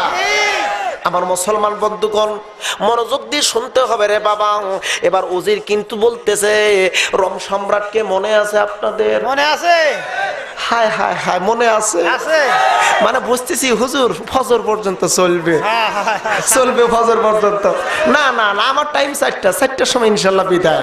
আমার মুসলমান বন্ধুগণ মনোযোগ দিয়ে শুনতে হবে রে বাবা। এবার এই ছোট্ট ভাইকে নিয়ে, এই ছোট মুসলমানকে নিয়ে এবার মারার ষড়যন্ত্র চলতেছে। মারবে কেমনে মারবে, কিভাবে মারবে, কিভাবে ইমান হরণ করা যায়। ও যে ডাক দিয়ে বলে, সম্রাট আমাদের দেবতা আপনি শুনুন, এদের ইমান হরণ করার পদ্ধতি আমার কাছে আছে, আমি জানি কেমনে। বলে এদের সামনে উলঙ্গ নারীকে যদি রাখা যায়, যুবতী সুন্দরী নারীকে রাখলে আর ওই সুন্দরী নারীর সঙ্গে জেনার মতন অপকর্ম যদি করে, এ সম্রাট রে, এই মুসলমানের ইমান থাকবে না। আপনি তখন খ্রিস্টান ধর্মের কথা যদি বলেন গ্রহণ করবে, হিন্দু ধর্মের কথা বললে গ্রহণ করবে, ইহুদি ধর্মের কথা বললে গ্রহণ করবে, যেই ধর্মের কথা বলবেন তখন তাই করবে। আরে আগে দিয়ে জেনার কাজ করাতে হবে। জোরে বলুন কিসের কাজ? জিনার কাজ। আরো জোরে বলুন কিসের কাজ? আমার মুসলমান বন্ধুগণ এবার মনোযোগ দিয়ে শুনবে বাবা। এবার রোম সম্রাট বলল কিভাবে জেনার কাজ করাবে। উজির বলল, আমার একটা মেয়ে আছে, আমার একটা সুন্দরী মেয়ে আছে, এই সুন্দরী মেয়েটাকে পাওয়ার জন্য রোমের অনেকগুলো যুবক পাগল। আপনি যদি অনুমতি দেন, একটা ঘরের ভিতর আমার মেয়েকে দেব আর এই যুবক মুসলমানকে দেব, দিলে আমার দৃঢ় বিশ্বাস আমার মেয়ে এই যুবক ছেলের সঙ্গে জেনার মতন অপকর্ম করে ফেলবে আর ঈমান নষ্ট হবে। তখন আপনি যা বলবেন তাই করা যাবে। রোম সম্রাট বলল, উজির অবশ্যই তোমার কথা আমি সমর্থন দিলাম, তাড়াতাড়ি নাও, তুমি তাড়াতাড়ি এই পদ্ধতিটা গ্রহণ করো। একটা ঘর তৈরি করা হলো ভাই, ঘরের ভিতর আল্লাহর বান্দা এই মুসলমান যুবককে দেওয়া হলো আর এবার এই মহিলাকে দেওয়া হলো। এই উজিরের মেয়ে কি দিল ভাই, আল্লাহর বান্দা মুসলমান ঘরের এক কোণে বসে বলল, দাঁড়ায় গেল, নামাজে দাঁড়ায় গেল। জোরে কন্যা আল্লাহু আকবার। নামাজে দাঁড়ায়া যুবক এবার দু চোখের পানি ছিঁড়ে দিয়ে আল্লাহর দরবারে কান্দে, আল্লাহ আমি কি অপরাধ করলাম রে আল্লাহ, আমাকে কেন শহীদ হিসেবে কবুল করলে না? আমার দুই ভাইকে শহীদ হিসেবে কবুল করে নিলাম, কিন্তু আমার কি অপরাধ, আমারে তুমি কেন শহীদ হিসেবে কবুল করলে না? আল্লাহ এখন বুঝি আমার ঈমান হারায় ফেলবো। আর এদিকে এই মহিলাটি গায়ের সব পোশাক খুলেন, যুবককে ডাক দে বলে, যুবক রে আসো, হে যুবক, আমি আজ ফ্রি হয়েছি, আমার দিকে তাকাও, আমাকে পাওয়ার জন্য রোমের অনেকগুলো যুবক পাগল। এ মুসলমান যুবক রে, তাড়াতাড়ি আয়, আমারে নে, আমারে ব্যবহার করে ইচ্ছা মাফিক। আর যুবক সেজদায় দিয়ে কান্দে, আল্লাহ আমার ঈমান তুমি রক্ষা করো। জোরে কন্যা ভাই আল্লাহু আকবার। আমরা কি কোনো সময় আল্লাহর কাছে আরজি করেছি সুদের টাকা আসতেছে, এনজিওর টাকা আসতেছে, ঘুষের টাকা আসতেছে, জেনার টাকা আসতেছে, মানুষ মারার টাকা আসতেছে, হরতাল অবরোধের টাকা আসতেছে, গাড়ি ভাঙচুর করার টাকা আসতেছে, আমরা কি কোনো সময় এই থেকে মতওয়াজ্জা হয়েছে আল্লাহ তুমি আমার ঈমান বাঁচাও এমন কি বলেছি? আর বলছি না না আরো আসুক আল্লাহ তুমি আরো দাও কথা কোন ঠিক কিটা? মানে ঈমান রক্ষার জন্য দোয়া চাইনি, দোয়া চাইছি ঈমান যাতে তাড়াতাড়ি চলে যায়। আল্লাহ দিয়ে খালি দেওয়া কথা কল। আর দেখেন যুবক কি বলে, এ যুবক ভাইরা দেখো তুমি তো যুবক, তোমার তো বয়স একদিন দুর্বল হয়ে যাবে। এই যে আমরা লাঠি হাঁটিলে কিছু মানুষ ঘোরাফেরা করে, চলাফেরা করে, ওই বৃদ্ধ বাবাজি যদি জিজ্ঞেস করে আপনার যৌবনকাল কোন হালাতে কাটাইছেন, ওই বৃদ্ধ মানুষ অনায়াসে চোখের পানি যদি নাও আসে অন্তর ফেটে চৌচির হয়ে যাচ্ছে, টস টস করে পানি আসতেছে, আর বলতেছে হাই আফসোস আমি যদি যুবক হতাম এই মাটির উপর হাঁটতাম আর মাটি বলতো হ্যাঁ চৌধুরী সাহেব যাচ্ছে। এই জন্য একজন কবি বলেন লাঠি হাতে যায় রে বুড়াম সাড়ে দু চোখের পানি, লাঠি হাতে যায় রে বুড়াম সাড়ে দু চোখের পানি, এই না পথে হারাইয়াছি মাবুদ আমার যৌবন খানি। কথা বলেন ঠিক কিনা ভাই? আমার মুসলমান বন্ধুগণ, এবার আল্লাহর বান্দা যুবক, এই যুবককে যখন ভাই ঈমান হরণ করার জন্য ঘরের ভিতরে দেওয়া হলো, যুবক আল্লাহর দরবারে কান্দে। আল্লাহ পাক রব্বুল আলামিন দেখেন কারিশমা কারে বলে মুসলমান, মহিলা বারবার ডাকতেছে যুবকরে আমাকে ব্যবহার কর। এখন আচ্ছা বলুন তো পাবনার সাথিয়ার যুবক ভাইরে বলে তো ভাই একটা ঘরের ভিতর এমন সুন্দরী রমণী যদি থাকে, পোশাক আবৃত্তি পরা আছে, তাহলে মনে হয় আমরা অনায়াসে চুপচাপ করে বসে থাকবো? যুবক ভাইরে কও, যুবক ভাইরে আওয়াজ দাও না কে? যুবক ভাইরে কথা কও ঠিক কিনা? হাই কত অপরাধ করবো, একটা অপরাধ না করে আল্লাহর কাছে তওবা করলে আল্লাহ মাফ করে দিবে, সমস্যা নাই। আল্লাহ একটা কাজ একদিন তো মাত্র, সমস্যা নাই। দেখেন যুবক কি বলে, সেজদা দিয়ে আল্লাহর দরবারে কাঁদতেছে, হয়রান পেরেশান। আল্লাহু আকবার, আল্লাহু আকবার। আল্লাহর বান্দী এই খ্রিস্টান মহিলা, এই উজিরের মেয়ে এবার ভাই যখন ডেকে কাছে আসলো না, উলঙ্গ শরীর নিয়ে যুবককে জড়ায় ধরেছি পিছনের দিক দিয়া। আল্লাহর বান্দা মুসলমান যুবক আল্লাহু আকবার বলে অজ্ঞান হয়ে গেছে। এই যুবক অজ্ঞান হয়ে পড়ে আছে। দীর্ঘক্ষণ জ্ঞান ফিরিল। যুবকটি দেখে জ্ঞান ফিরার পর মহিলা ঘরের এক কোনায় বসে আছে। সুবহানাল্লাহ বলবেন না? আল্লাহু আকবার বলবেন না? এবার মহিলা ঘরের এক কোনায় বসে আছে ভাই। এবার এই মহিলা ডাক দিয়ে বলে, যুবক রে তুমি আর টেনশন করো না, ভয় করো না, আমি তোমার সঙ্গে জেনার লিপ্ত হবে না। সুবহানাল্লাহ। এ যুবক আমি বুঝি নাই তোমার সঙ্গে অসদাচরণ আচরণ করেছি। আমার আল্লাহ পাক রব্বুল আলামিন বলেন কিয়ামতের ময়দানে আল্লাহর আরশের ছায়া ব্যতীত কোনো ছায়া থাকবে না। আর ওই দিন 7 শ্রেণীর মানুষ, 7 শ্রেণীর জোরবন কয় শ্রেণীর? 7 শ্রেণীর মানুষ আরশের নিচে ছায়া পাবে। এর মধ্যে 1 শ্রেণীর মানুষ হলো ওই যুবক যাদেরকে সুন্দরী রমণী ডাকে আসো আমার সঙ্গে মিলন হও। আর ওই যুবক বলে ইন্নী আখাফুল্লাহ, আমি আল্লাহকে ভয় করি। এই কথাটি ওই যুবক যে বলবে, আর ওই যুবক আল্লাহর আরশের নিচে ছায়া পাবে। জোরে কন্যা ভাই সুবহানাল্লাহ। যুবক ভাইরা কও সুবহানাল্লাহ। আমার মুসলমান বন্ধুগণ, এবার মহিলা ডাক দেবে, যুবক টেনশন করো না, তোমার সঙ্গে আর খারাপ আচরণ করব না। ও যুবক রে, পৃথিবীতে নাম শুনেছি, শুধু অনেক শুনেছি, মুসলমান মুসলমান বাস্তবে আমি দেখি নাই।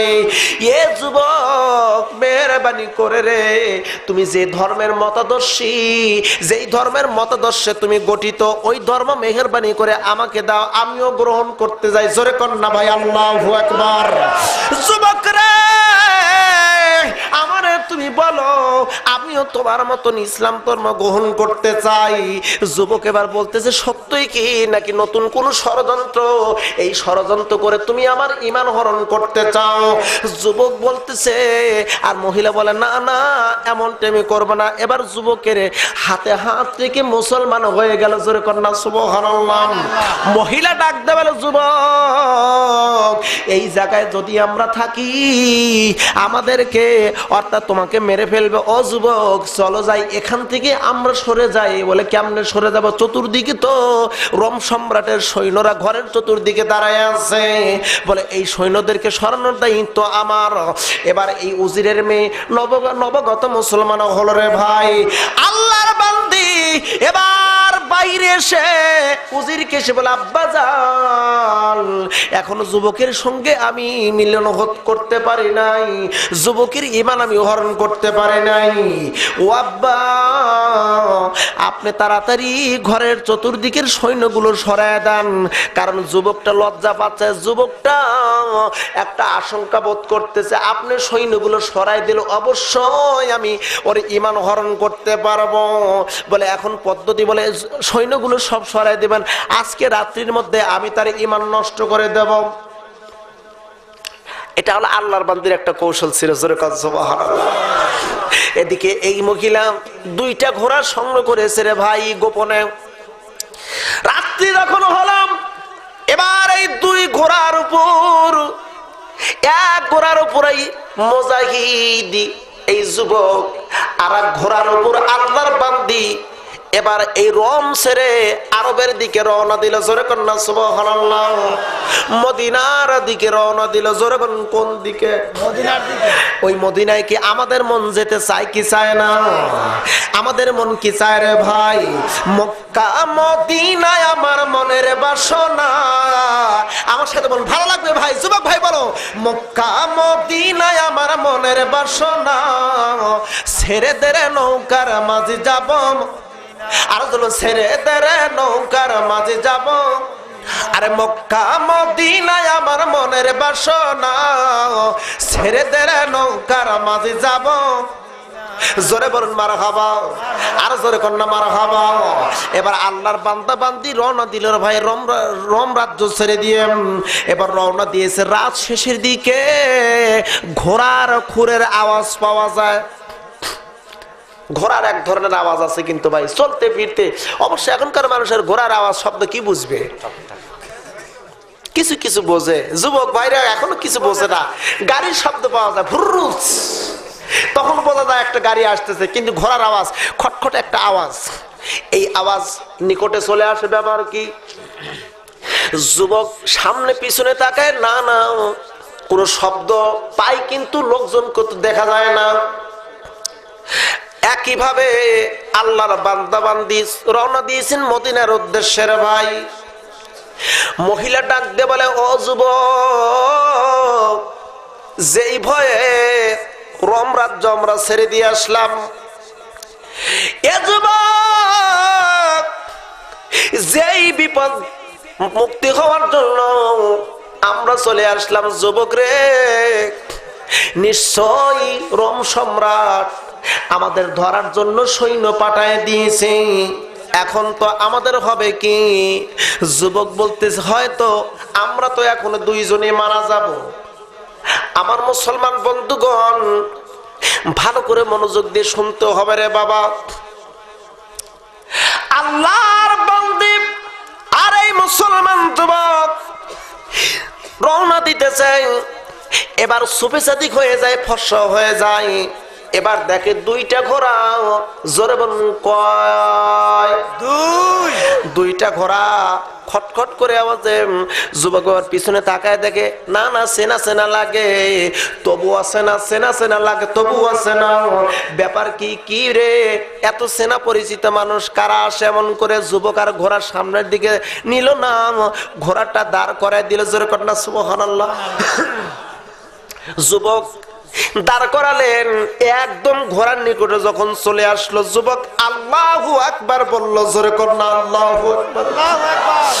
যুবক ছেলেটি এই মুসলমান এই দুই ঘোড়ার আগন্তুক ডেকে তাকে বলেন, তোমরা কি আমার ভাই? জোরে কন্যা ভাই সুবহানাল্লাহ। তোমরা কি সেই দুই ভাই যেই দুই ভাইকে উত্তপ্ত তেলের ডেস্কির ভিতর ফেলে দিয়া মাছ বাজার মতন বেজে দিয়েছিল? তোমরা কি সেই দুই ভাই? দুই ভাই ডাক দেওয়ালে, ছোট ভাই রে, আমরা তোমার সেই দুই ভাই। আমরা এসেছি জান্নাত থেকে, জান্নাতুল ফেরদাউস থেকে আমার আল্লাহ তোমার কাছে পাঠিয়েছে। ছোট ভাই, তুমি এমন ঈমান এনেছো, ওই মানে আল্লাহ খুশি হয় জান্নাত থেকে আমাদেরকে আল্লাহ প্রেরণ করেছে। ছোট ভাই, তুমি তো দেখলে আমরা তেলের ভিতর পড়েছিলাম। না না, ওটা তেল না, আমরা তো দেখেছি ওটা জান্নাতুল ফেরদাউস। ওটা তেল নয়। ও মুসলমান দরদি ভাই, এই দুই যুবক, এই দুইজন দুই ভাই ছোট ভাইকে ডেকে বলে, ছোট ভাই রে, আমরা এসেছি তোমাদের দুইজনের মধ্যে বিবাহ আবদ্ধ করে দেওয়ার জন্য। জোরে কন্যা সুবহানাল্লাহ। তাহলে ইমানের প্রতি, আল্লাহর প্রতি ইস্তেকামত করলে, ইমান সঠিক যদি আনা যায়, তাহলে সাহায্য করেন কে? আল্লাহ। ধীরে বলেন, সাহায্য করেন কে? আল্লাহ। আমার মুসলমান বন্ধুগণ, এবারে একজন সাহাবী এসে বলতে লাগলেন, একজন নতুন ব্যক্তি সবেমাত্র মুসলমান হলো, আমার নবী তার মনের কথা বুঝতে পারলেন। মনের কথা জিজ্ঞেস করে বললেন, সাহাবী রে, তুমি কি বিবাহ করতে চাও? তুমি কি বিবাহ আবদ্ধ হতে চাও? এই সাহাবীটি ছিল খাটো, তার চেহারা ছিল কালো, একেবারে লিকলিকা। লিকলিকা বোঝেন মানে সুটকা, বোঝেন তো আপনারা?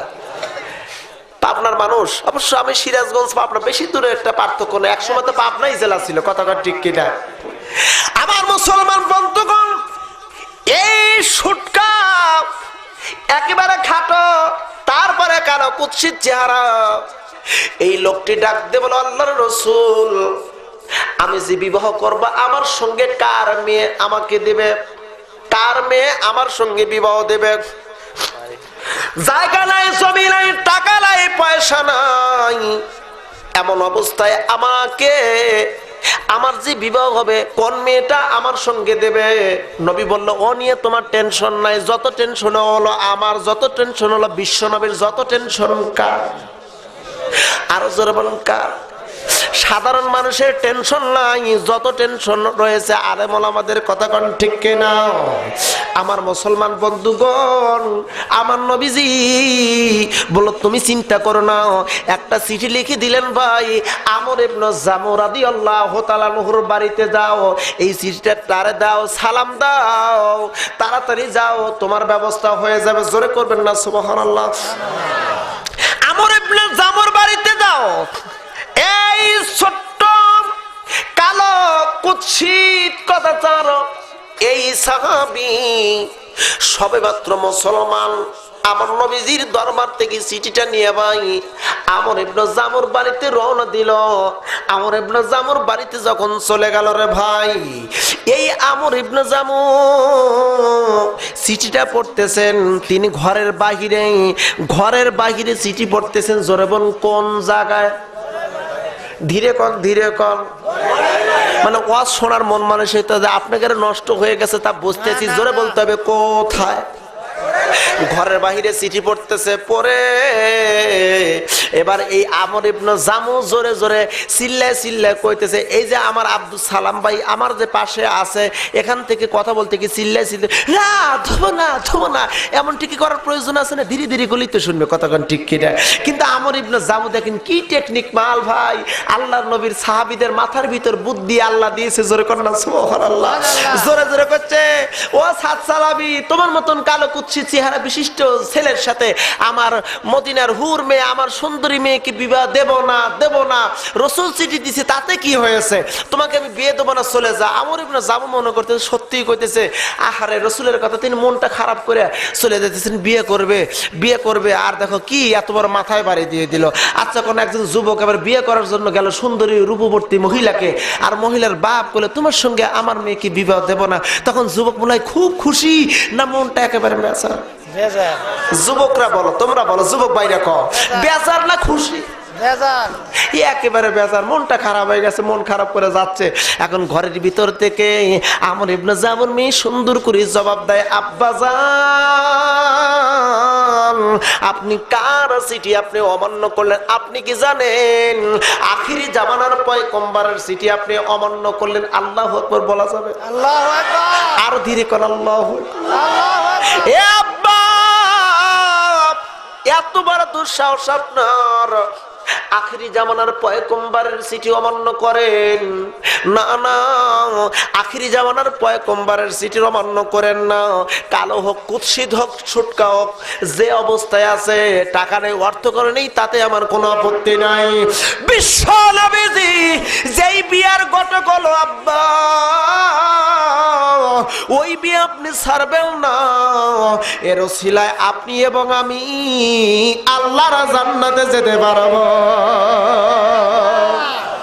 এখন এবার আমর ইবনে জামু চিন্তা করেন, মেয়ে যেহেতু রাজি, আমি কেন করে বাড়াবাড়ি তাড়াতাড়ি, ও সাতসালাবি, আর নয় দেরি, তোমার সঙ্গে বিয়ে দেওয়ার জন্য আমি প্রস্তুত আছি। যুবক ভাইরা আল্লাহু আকবার।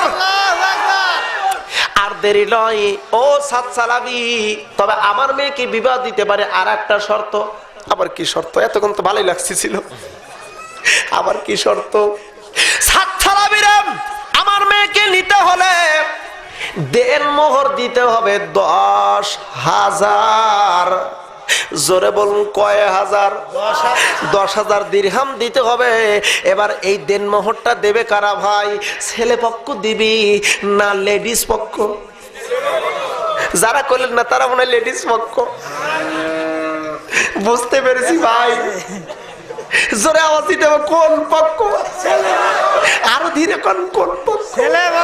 আস্তে কোন পক্ষ? ছেলে পক্ষ দিবে দেনমোহর, কিন্তু আমরা দেই না। হাজী সাহেবের ছেলের সাথে মেয়ের বিয়ে। এবার হাজী সাহেব কয় যে দেখেন বিয়ে সাহেব, আমি তো কিছু কথা বলতে পারবো না, আমার যে বড় জামাই এলো আমার বাড়ির পরমানি, আমি হজ করে এসেছি, আমি তো বিয়ে টিয়ের বিষয়ে যেতে পারি না, দরবার সালিশে যেতে পারি না, আমি তো যেতে পারবো না। তবে আমার জামাই যা বলবে, আমি ওটা মেনে নেবো, ঈশ্বর সমস্যা নেই। তা হাজী সাহেবের জামাইকে পাঠাতে, হাজী সাহেবের জামাই মোজ বাগাতে যায়। শালার বিয়ে, সম্বন্ধীর বিয়ে যায়। আগার শালা সম্বন্ধী বোঝেন তো আপনারা? বোঝেন।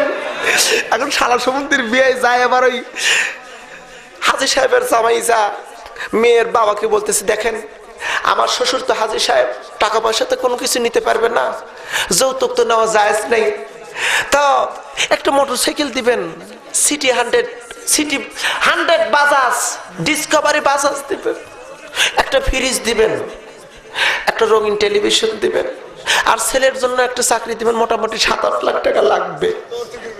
এত কিছু, বেশি কিছু চাচ্ছে না, যৌতুক তো নেওয়া যাবে না, এইগুলো দিবেন, তাহলে সমস্যা নেই, আমার শ্বশুর রাজি হয়ে যাবেনি। এখন আপনারা বলুন তো ভাই, এই যেতে এইগুলো কি যৌতুক না অযৌতুক? সবাই বলতে হবে ভাই, যৌতুক না অযৌতুক?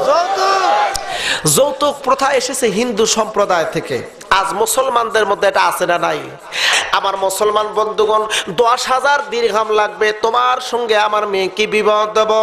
এবার সাদ চিন্তা করলেন, ভাই আমার তো গাড়ি নাই, বাড়ি নাই, ঘর নাই, বাড়ি নাই, চাল নাই, চুলা নাই, আমি কেমনে 10,000 টাকা দেব? এবার মনটা খারাপ করে আমার নবীর দরবারে চলে গেলেন। নবীজি বললেন, সাদ মনটা তোমার কেন খারাপ রে? সাদ ডাকতে বলেন, নবীজি মনটা খারাপ হবে না যে ও নবী গো আমার মন এই জন্যই খারাপ, কারণ হলো আমার সঙ্গে মেয়ে বিয়ে দিতে রাজি আছে, কিন্তু শর্ত দিয়েছি 10,000 দিরহাম দিতে হবে। জোরে বলুন, কয় হাজার দিরহাম? 10,000 দিরহাম দিতে হবে। ও নবীজি আমি এটা কোন জায়গায় পাবো, কোথায় থেকে পাবো? এবার আমার নবী বললেন, সাদ রে চিন্তা করো না, টেনশন করো না, তোমার জন্য একটা ব্যবস্থা হয়ে যাবে। আল্লাহু আকবার। সাদ বলল, নবী গো কেমনে হবে বুঝি না।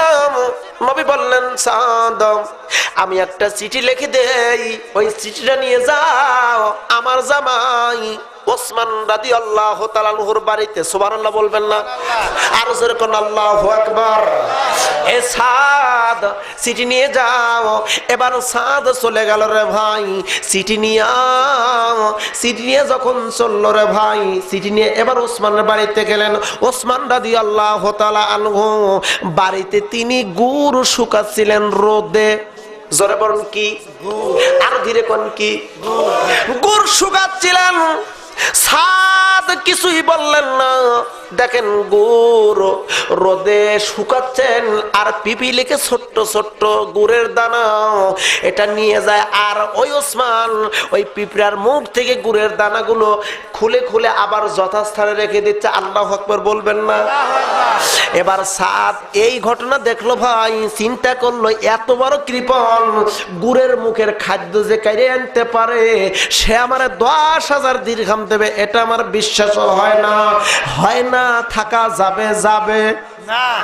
যে এতবার কৃপণ সে তো কোনো সময় টাকা পয়সা দেবে না, এই মনে করে ভাই এবার সাদ চলে আসলেন। পরের দিন আমার নবী বললেন, ব্যবস্থা হয়েছে? বলে না।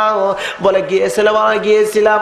এবার যাওয়া আর একটা চিঠি লিখে দিলেন, চিঠি নিয়ে এবার ভাই চলে গেলেন। পরের দিন বাড়িতে গিয়ে দেখেন রোদে তুলা শুকাচ্ছেন। জোরে কন্যা মারহাবা। সাদ লক্ষ্য করে দেখে রে বাতাস এক টুকরা তুলা উনিয়ে নিয়ে যাচ্ছিল, আর ওই বাতাসের কবল থেকে তুলাটা এনে আবার যথাস্থানে রেখে দিচ্ছিল। এবার সাদ দেখে এত বড় কৃপণ সে আমার 10,000 দিরহাম দেবে, না আমি এখানে আর থাকবোই না। চলে গেলেন বাড়িতে। আবার পরের দিন আমার নবীজির দরবারে গেলেন। নবী বললেন, সাদ কোন ব্যবস্থা হয়েছে নাকি? বলে না। আর একটা চিঠি দিলেন। নবী মনে করেছে হয়তোবা টাকা দেয় নাই, চেয়েছে কিন্তু দেয় নাই, আর একটা চিঠি দিয়ে দিলেন। এই চিঠির জবাবে রে এবার চিঠি নিয়ে সাদ চিন্তা করলো, রাসূল দুইবার চিঠি দিল রে, আজকেও চিঠি দিল না। এই চিঠিটা আমি আজকে ওসমানের হাতে দেবই দেব। জোরে কন্যা ভাই মারহাবা। এবার চিঠি নিয়ে ভাই হযরত সাদ সালাবী রাদিয়াল্লাহু তাআলা আনহু এবার তিনি যখন চলে গেলেন ওসমান রাদিয়াল্লাহু তাআলা আনহুর বাড়িতে গিয়ে দেখে হযরত ওসমান উটকে খাবার খাওয়াচ্ছিল। আমরা বলি এই গরুর গোড়া, আপনারা তো গোড়াই কন, আমাদের সিরাজগঞ্জ কয় গোড়ার ভিতর পল খড়কুটা দেয়, খ্যার এই খ্যার দেয়, দুই সাইডে পড়ে যায় আবার তুলে দেয়। এবার ওসমান দেখে ওসমান খাবার খাওয়াচ্ছে না উটে, আর উটের খাবার গুলো মাটিতে পড়তে, ওটা আমার তুলে যথাস্থানে রেখে দিচ্ছিলাম। হযরত সাদ চিন্তা করলো এত বড় কৃপণ, না আমি এই চিঠি দেব না, টাকা আমাকে দেবেই না। চিন্তা করলো না, দুইবার ফেরত গেছে, আজকে যদি যাই রাসূল যদি বলে তুমি কি চিঠি দিয়েছিল, আমি যদি না বলি তখন তো বেজ্জতি হবে না। টাকা দিক বা না দিক চিঠি আমি দেবই। সুবহানাল্লাহ বলেন, আলহামদুলিল্লাহ বলেন, আল্লাহু আকবার বলেন। আমার মুসলমান বন্ধুগণ এবার চিঠি লিয়া ভাই ওসমানের হাতে যখন দিল রে, এই চিঠির ভিতরে ব্যাক ডেট 3 দিন আগেকার তারিখ লেখা আছে। এই চিঠি দেখে হযরত ওসমান রাদিয়াল্লাহু তাআলা আনহু চোখের পানি টস টস করে ছেড়ে দিচ্ছে। জোরে বলবেন না আল্লাহু আকবার। হযরত ওসমান চোখ দিয়ে পানি ছেড়ে দিচ্ছে, কাঁদতেছেন। এবার হযরত সাদ চিন্তা করলো এই 10,000 টাকা দেওয়া লাগবে দেখে কৃপণ মানুষ এই জন্য কাঁদতেছে, না আমি ওর কাছে থাকবো না, আমি চলে যাই এই মনে দৌড় দেওয়ার জন্য প্ল্যান নিয়েছে। মানে একটু জোরে জোরে হেঁটে যাচ্ছে। জোরে বলবেন না মারহাবা? আর জোরে কোন মারহাবা? হযরত ওসমান ডাক দে বলে, সাদ ও সাদ ভাই রে, তুমি কোথায় যাও? সাদ বলল, আমি চলে যাচ্ছি। কেন চলে যাও? বলে, তুমি চিঠি পড়ে কেন কান্দো? এবার হযরত ওসমান ডাক দিয়ে বলতেছে, সাদ রে, আমি কাঁদতেছি এই জন্য, এই চিঠিতে 3 দিন আগেকার একটা ডেট লেখা আছে। এ সাদ, এই চিঠিটা দেখে আমি কাঁদতেছি, কারণ এই চিঠিটা যদি আমার আল্লাহ ধরে, ওসমান, আমার রাসূল তোমাকে 3 দিন আগে চিঠি দিয়েছিল, সেই চিঠির জবাব 3 দিন পরে দিয়েছো। এ ওসমান রে, আমার নবীর চিঠি অমান্য করার দুঃসাহস তুমি কোথায় পেলে? ওসমান রে, আমার নবীর চিঠির বেয়াদবি করেছো, এর জবাব দিয়া তুমি আল্লাহর জান্নাতে চলে যাও। এ সাদ, ওই কথা মনে হয়ে আমি আমার হৃদয়ে আঘাত পেয়েছি, আর আমার চোখ দিয়ে পানি বের হচ্ছে। জোরে বলবেন না ভাই আল্লাহু আকবার। এবার এই লোকটি মনে করেছিল, হায় রে, আগে চিঠি দিলেই তো 3 দিন আগে চিঠির জবাব হয়ে যেত। কথা কোন ঠিক কিনা ভাই?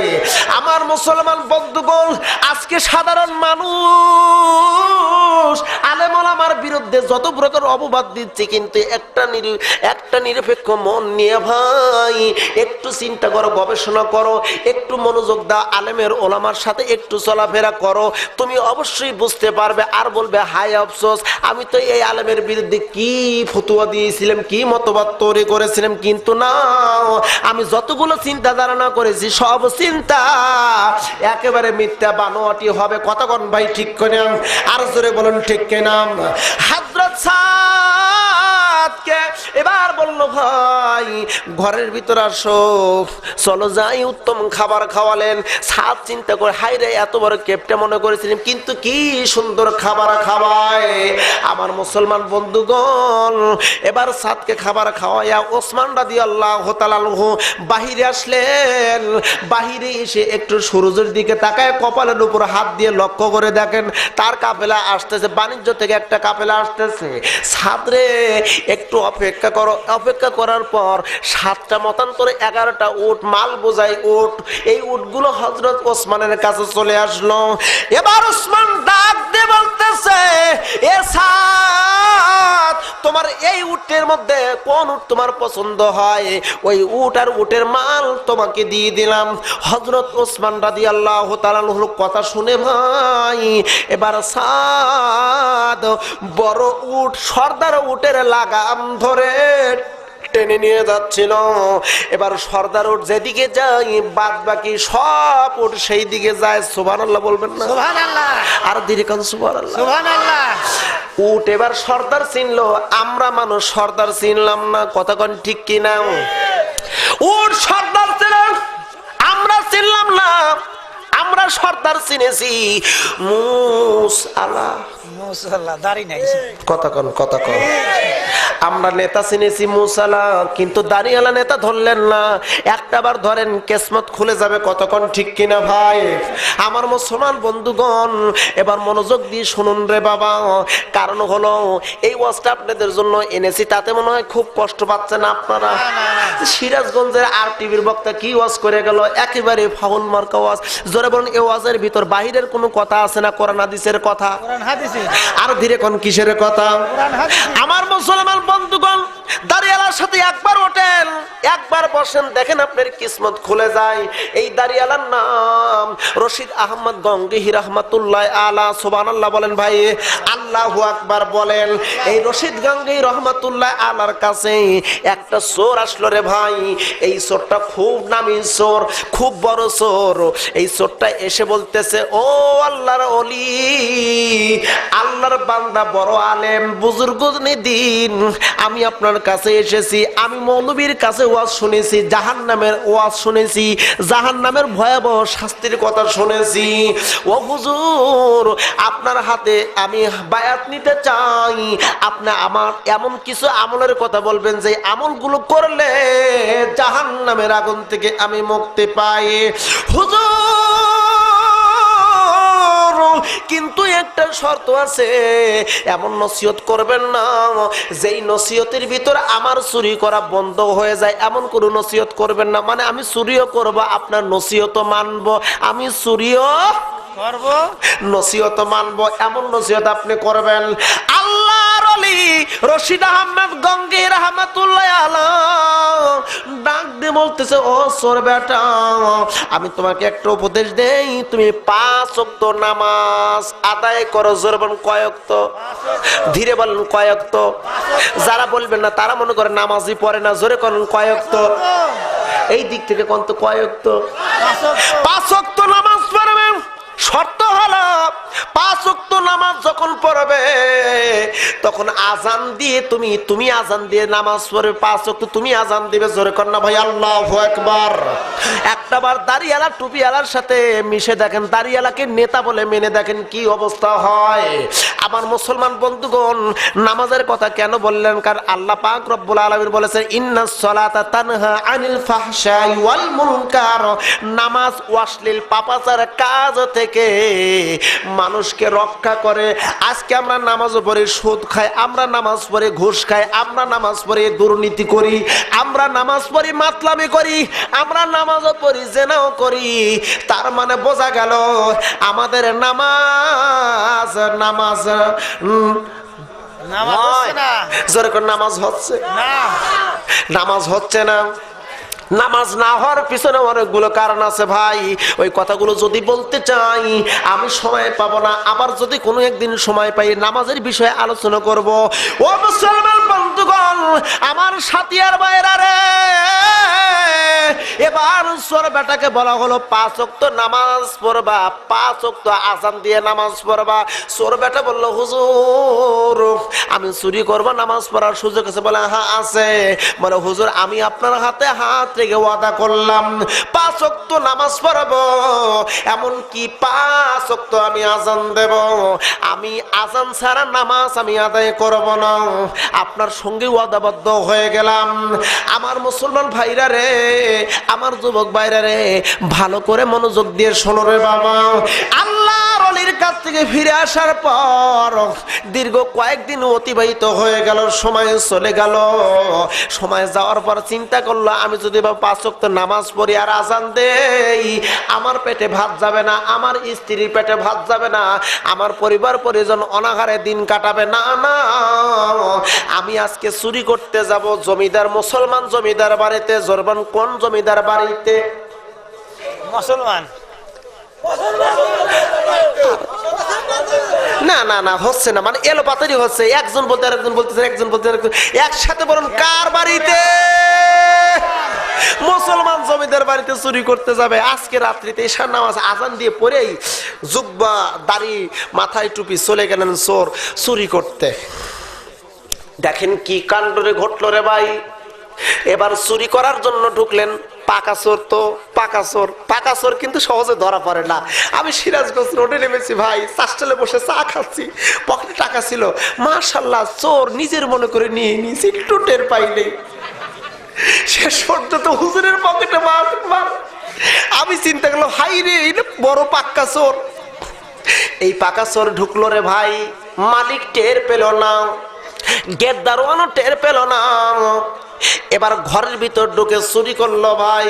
মাল সামানা চুরি করে বড় পুটলি বানলো। বড় পুটলি বেঁধে ঘরের ভিতর থেকে বাইর হয়ে ভাই উঠানের কাছে যখন এসেছে, সুবে সাদিক হয়ে গেছে। আল্লাহু আকবার বলুন।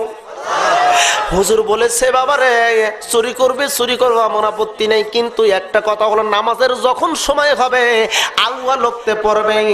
আল্লাহ লোকতে নামাজ পড়ার বিধান আমার রসুল করে দিয়েছে। জরবান কে করে দিয়েছে? আমরা নামাজ পড়ি যখন সুবে সাদিক হয় তখন নামাজ পড়ি না, যখন সূর্য উঠবে ভাব তখন ফজর নামাজ পড়ি। কথা কান ঠিক কিনা? আমার মুসলমান বন্ধুগণ, এবার চোর লক্ষ্য করে দেখেন পূর্ব দিগন্তে সুবে সাদিক হয়েছে। আর দেরি করা যাবে না, আজান দিতে হবে, নামাজ পড়তে হবে। কিন্তু আজান যদি দেই, এই বাড়ির মালিক তো আজান শুনবে। আজান শুনে যদি এসে দেখে ওর বাড়ির মাল সামান আমার মাথার টোপলায়, মাথায় রয়েছে টোপলা, তাহলে তো আমার জম্মের আকারে কেদানি দিবে। এই দেবে কি দেবে না ভাই? কেন বাড়ির মাল সামান নিয়ে আমি যাইতেছি আর আজান দিয়ে নামাজ পড়বো। চোর মনে হয় আমি যত মুসল্লি, চোর তো আর মুসল্লি না। জম্মের আগে আমার সাইজ করে দেবে, কত ঘর ঠিক কিনে ভাই। চোরের এই চিন্তা ভাবনা চলে আসলো। এখন মায়ের তো দিবে মালিক, এই জমিদার মালিক তো টের পাবে, কিন্তু না এদিকে তো নামাজ আমার সারা যাবে না। হুজুর বলছে আউয়াল ওয়াক্তে নামাজ পড়বে, যদি না পড়ো, বিলম্ব যদি করো আর নামাজ যদি না পড়ো, আল্লাহ জাহান্নামে চলে যাবে। না, আমি জাহান্নামের আগুনে যাব না, এই মালিকের মার খাবো, তবুও জাহান্নামে যাব না। হুজুরের সঙ্গে ওয়াদাবদ্ধ হয়েছি, ওয়াদা শুধু আমি করব না। এবার টোপলাটা মাথার উপর তিন নামালে, এবার চোর বেটা ওযু করে ভাই সুন্দর করে যখন আজান দিলেন, আসসালাতু খায়রুম মিনান নাওম, জমিদার মালিক কয় ব্যাপার কি রে, আজকে কি মসজিদ নাকি বাড়ির ভিতর আসছে নাকি? সুবহানাল্লাহ বলবেন না? প্রতিদিন আজান শুনি ফাঁকে, আর আজকে মনে হচ্ছে বাড়ির ভিতর মসজিদ নাকি মোল্লা বাড়ির ভিতর আসলো। ব্যাপার কি, কোন মোল্লা আজান দেয় একটু দেখে আসি। দরজা খুলে দেখে বড় বড় কয়েকটা টোপলা, আর একটা লোক দাঁড়ায় রয়েছে, মুখে দাড়ি, মাথায় টুপি, গায়ে জুব্ব। এত বড় সুন্দর ব্যক্তি, আবার টোপলাও দেখি। ব্যাপার কি, এক পা দুই পা করে গেলেন, যায় দেখে যে সর্বনাশ, আমার ঘরের যা মাল সামান ছিল সব এই বেটা চুরি করে এনেছে। তুই কে? বলে আমি চোর। আজান দিলি কয় নামাজ পড়বো। তাড়াতাড়ি যাও, ওযু করে এসে নামাজ পড়তে হবে। সুবহানাল্লাহ বলেন।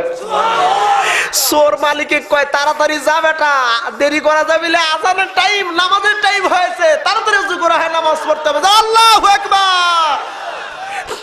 চোরকে মারবে চিন্তা করতেছে, মালিক চিন্তা করে ব্যাপার কি রে, জীবনে মেলা চোর দেখছি, আতি চোর, পাতি চোর, টাকা চোর, গম চোর, সব চোর, কিন্তু এরকম তো নামাজি চোর আমি দেখিনি। জোরে করে আল্লাহু আকবার।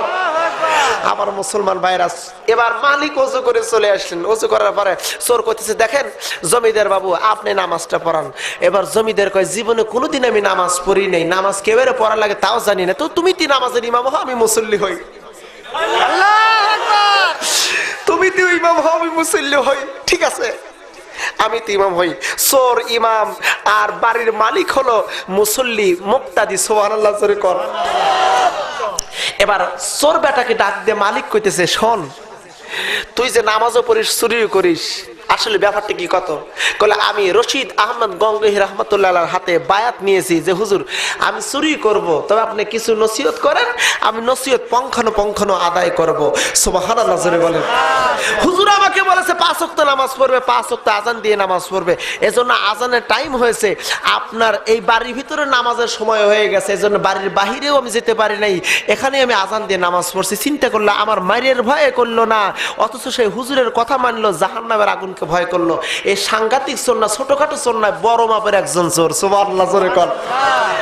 অতএব এই ঠিক আছে, ভালো কথা, তোর হুজুরের কাছে আমাকে নিয়ে যাবি।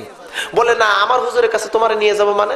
তখন চোরের ভিতর, মনের ভিতর দ্বিধা সংকোচ আসছে, নিশ্চয়ই আমি যে চুরি করছি এই চুরির বিষয়ে অবজেকশন জানাবে, নতুবা আমার ওস্তাদকে অপমান অপদস্থ করবে, তুমি কেমন মুরিদ করেছো যে তোমার মুরিদ চোর। কতক্ষণ পীর সাহেবের শিষ্যরা যদি খারাপ কিছু করে, সেই অপবাদগুলো পীরের গায়ে পড়ে কি পড়ে না? ধীরে বলেন, পড়ে কি পড়ে না? আমার মুসলমান বন্ধুগণ, এবার চোর মনে মনে যখন এই চিন্তা ধারণা করলো, রে ভাই না না আমার হুজুরের কাছে নিয়ে যাওয়া যাবে না, কিন্তু আবার দেখলেন না আমার হুজুরের কাছে গেলেই সমস্যা কি, আমার সমস্যা কি, আমার হুজুরের কাছে দিয়ে আমি ফাঁকে চলে আসব। আমার মুসলমান বন্ধুগণ, এবার চোর বেটাকে লইয়া জমিদার মালিক রওনা দিল ভাই রশিদ আহমেদ গঙ্গোহী রাহমাতুল্লাহ আলাইহির বাড়িতে। এবার বাড়িতে গেলেন, লম্বা ঘটনা, লম্বা করতে চাইলে আমি সময় পাবো না। এবার চোর বেটা আর জমিদার মালিক গেল এবার রশিদ আহমেদ গঙ্গোহী রাহমাতুল্লাহ আলাইহির বাড়িতে। আপনারা কি এই কথাগুলো শুনবেন পুরোটা ভাই? আমি কিন্তু একটা এক্সাম্পল দিচ্ছিলাম, নেতাকে আমরা আজও চিনলাম না, এই সাধারণ উট তার নেতাকে চিনলো, সর্দার উটকে চিনলো, আর আমরা মানুষ হয় আর নেতা চিনলাম না। এর এক্সাম্পলে কথাগুলো বলতেছিলাম, কথাটা বলবো না এবার ওই সাদ আর ওসমানের ভিতর কথা শেষ করে দেবো? আমার মুসলমান বন্ধুগণ, ভালো করে মনোযোগ দিয়ে শুনুন রে বাবা।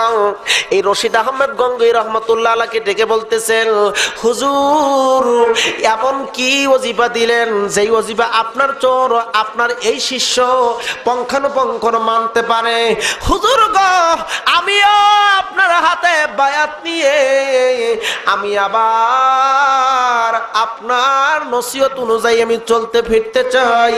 হুজুর আমাকে নসিহত দিন, আমাকে নসিহত করুন, আমি আপনার হাতে হাত রেখে বায়াত নিতে চাই। জোরে করুন না সুবহানাল্লাহ। এবার জমিদার বেটা কোনোদিন নামাজ পড়ে নাই, এই চোরের আজান ধ্বনিতে নামাজ পড়লো। জোরে করুন না ভাই আল্লাহু আকবার।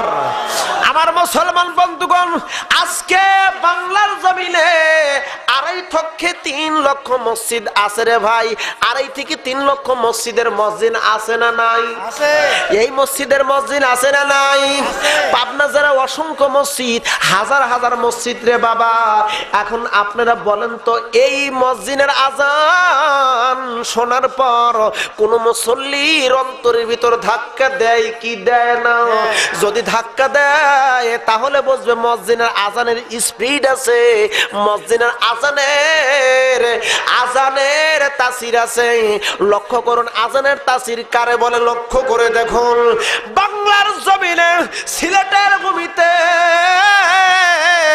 শাহজালাল রহমাতুল্লাহ আলাইহি যখন আজান দিল ভাই, গৌর গোবিন্দ সিংহাসনে থাকতে পারে নাই, সিংহাসন ছেড়ে পালাতে গিয়া নদীর ভিতর ডুবে মারা গেল।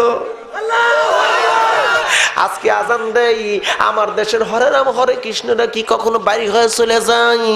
যায় কি ভাই? যায় না। আজান কারে বলে মুসলমান? আজানের কারণে, ভালো করে লক্ষ্য করুন, আজানের কারণে বাতিল শক্তিরা দুর্বল হয়ে যায়। কারণ আল্লাহ পাক রব্বুল আলামিন বলেন, আমাদের দেশে এক ধরনের মানুষের একটা স্লোগান দেয়, জয় জয়। হিন্দুরা বলে কি বলে না? আর যেমন বলে কি বলে না?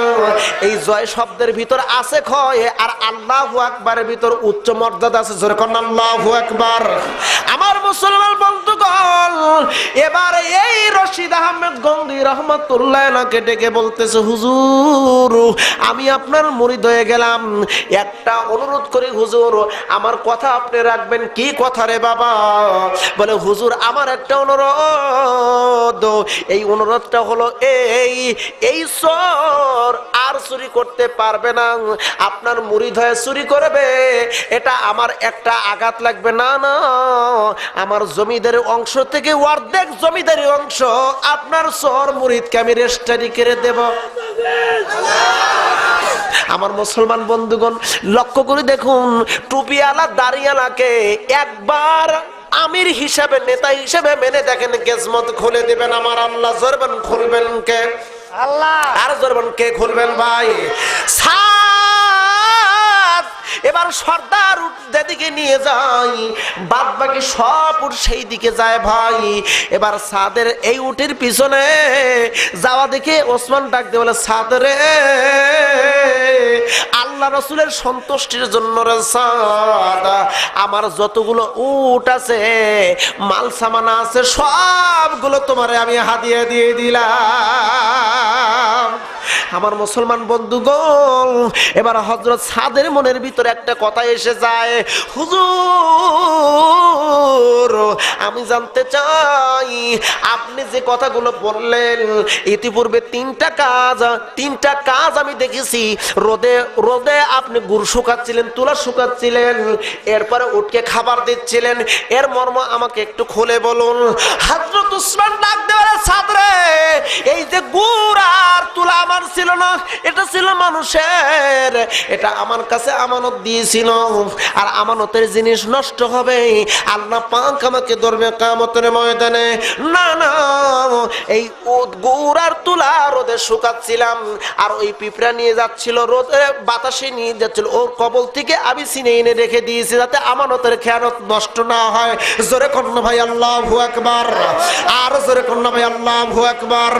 আমানত কারে বলে মুসলমান? আমাদের কাছে কিন্তু আমানত দিয়েছে, আমি যখন পরিবারের লিডার, আমার কাছে আমানত দিয়ে হয়েছে পরিবারের সব সদস্য, কতক্ষণ ঠিক কিনা? আমি মেম্বার, আমাকে ওয়ার্ডের আমানত দেওয়া হয়েছে, আমি চেয়ারম্যান, ইউনিয়নের আমানত দেওয়া হয়েছে, আমি উপজেলার চেয়ারম্যান উপজেলার আমানত দেওয়া হয়েছে, আমি ডিসি আমাকে জেলার আমানত দেওয়া হয়েছে, আমি মেয়র আমাকে মেয়রের আমানত দেওয়া হয়েছে, আমি রাষ্ট্রপ্রধান প্রধানমন্ত্রী সমগ্র দেশের সব আমানত আমার দেওয়া হয়েছে। কথা ঠিক কিনা? এই আমানতের খেয়ানত যদি করেন আপনি মুনাফিক হবেন, আর আপনি মুনাফিক যদি হন তাহলে আল্লাহর জাহান্নামে না জান্নাতে? আরো জোরে বলুন কোথায়? আবার মুসলমান বন্ধুগণ, ওসমানের কাছ থেকে উট গোড়া নিয়ে গেলেন মানসাবানা উট, আমার নবীজির দরবারে চলে গেলেন হযরত সাদ। জোরে কন্যা ভাই আল্লাহু আকবার। আমার মুসলমান বন্ধুগণ, এবার হযরত ওসমান রাদিয়াল্লাহু তাআলার কাছ থেকে যে উট নিয়ে গেলেন, এখানে অনেক মাল রয়েছে, 10,000 দিরহাম লাগবে না, 10,000 দিরহামের চাইতে অনেক বেশি সম্পত্তি আছে। এবার হযরত সাদ আমার নবীর দরবারে গিয়ে বললেন, নবীজি হযরত ওসমান আমাকে 7টি উট বোঝাই মাল দিয়েছে, ও নবীজি আমার তো মাত্র লাগবে 10,000 দিরহাম, আমি 10,000 দিরহাম নিলাম, আর বাদ বাকিটুকু আল্লাহর নবীকে আমি হাদিয়া দিয়ে গেলাম। আর জোরে কর আল্লাহু আকবার। আল্লাহু আকবার। আমরা হলে কি করতাম ভাই? সরকার থেকে একটা বড় ধরনের অনুদান আসছে, এ নেতা তোমার এলাকায় তুমি দিয়ে দাও, চিন্তা করলে 50,000 টাকা আসছে, 50,000 টাকা কলমের পেঁয়াজ দিয়ে মেরে দিল, 5,000 টাকা, 48,000 টাকা মেরে দিয়ে 2,000 টাকা রেখে 2,000 টাকা আবার 2,000 টাকা আবার কি করলো, ওইটা গম ময়দা কিনে নিয়ে 1 কেজি করে দিলে প্রতি টাকা। ওরে বাপরে কি নিতা, কত হাই রে মানুষ, মানুষ কত বড় স্বার্থপর, কতক্ষণ ঠিক কিনা ভাই? প্রত্যেকটা ঘরে ঘরে চাকরি দেব দিয়েছে, এ ভাই কতক্ষণ লেখা? হায় হায়, মানুষে কি পাগল, কি পাগল, মানুষের আক্কিল জ্ঞান হুশ একেবারে হারায় ফেলেছে। আমার মুসলমান বন্ধুগণ, এবার মনোযোগ দিয়ে শুনুন রে বাবা, আমার মুসলমান ভাইরা রে, আর এই কয়েক মিনিট চলবে চলবে চলবে তো ভাই। আমার মুসলমান ভাইরা লক্ষ্য করে দেখেন, নবী ডাকতে বলেন, সাদ রে, না না, এত সম্পত্তি আমি নেব না, তোমার সম্পত্তি তুমি নাও। ওসমান সাদ বলল, না না আমি এটা নেব না, আপনাকে আমি দিয়ে দিলাম, 10,000 দিরহাম দেন, কারণ 10,000 দিরহাম দিলেই তো আমার বিয়ে হয়ে যাবে। আমার যুবক ভাইরা রে, আমার মা বোনেরা লক্ষ্য করে দেখো, হযরত সাদ এবার 10,000 দিরহাম নিলেন, আর আমার নবী বললেন, তাহলে যেহেতু সম্পত্তি নিবেই না, তাহলে বিবাহ বাসর রাত, আজকে স্ত্রীর জন্য কিছু কেনাকাটা করো, কিছু সম্পত্তি নাও। নিলেন এবার 10,000 দিরহাম নিয়ে ভাই এক দৌড় দিয়ে নিয়ে গেলেন হযরত আমর ইবনে জামু রাদিয়াল্লাহু তাআলা আনহুর বাড়িতে। আমর ইবনে জামুর কাছে দিলেন। আমর ইবনে জামু সম্পত্তি গুনে নিলেন ভাই 10,000 দিরহাম। জোরে বলুন কয় হাজার দিরহাম? তাহলে দিরহাম দিবে যুবক, পুরুষ দেবে না মহিলা দেবে? এ যুবক ভাইরা বলো কারা দিবে? আল্লাহ রসুলের ভাষ্য মতে মহিলার বাপের মেয়ের বাবার কাছ থেকে যা নিবা, যা খাবা, সবগুলো হবে শুয়োরের মলমূত্রের চাইতেও নিকৃষ্ট। জোরে বলবেন না নাউজুবিল্লাহ। এখন এই মলমূত্র কি আপনারা কারা কারা খেতে চান? কেউ চান না? দেখি কারা কারা মলমূত্র খাবেন না ভাই? যুবক ভাইরা, যুবকের বাবারা, যারা অভিভাবক আছে হাত উঁচু করে দেখাও। যৌতুক আমরা নেব না, হাত উঁচু করে দেখাও, টান টান করে দেখাতে হবে বাবা। যুবকরা তাকবীর দাও, লিল্লাহে তাকবীর, লিল্লাহে তাকবীর। হাত নামান ভাই। আমরা কেউ যৌতুক নেব না। যৌতুক নেবেন না। যৌতুক নিবেন কেন?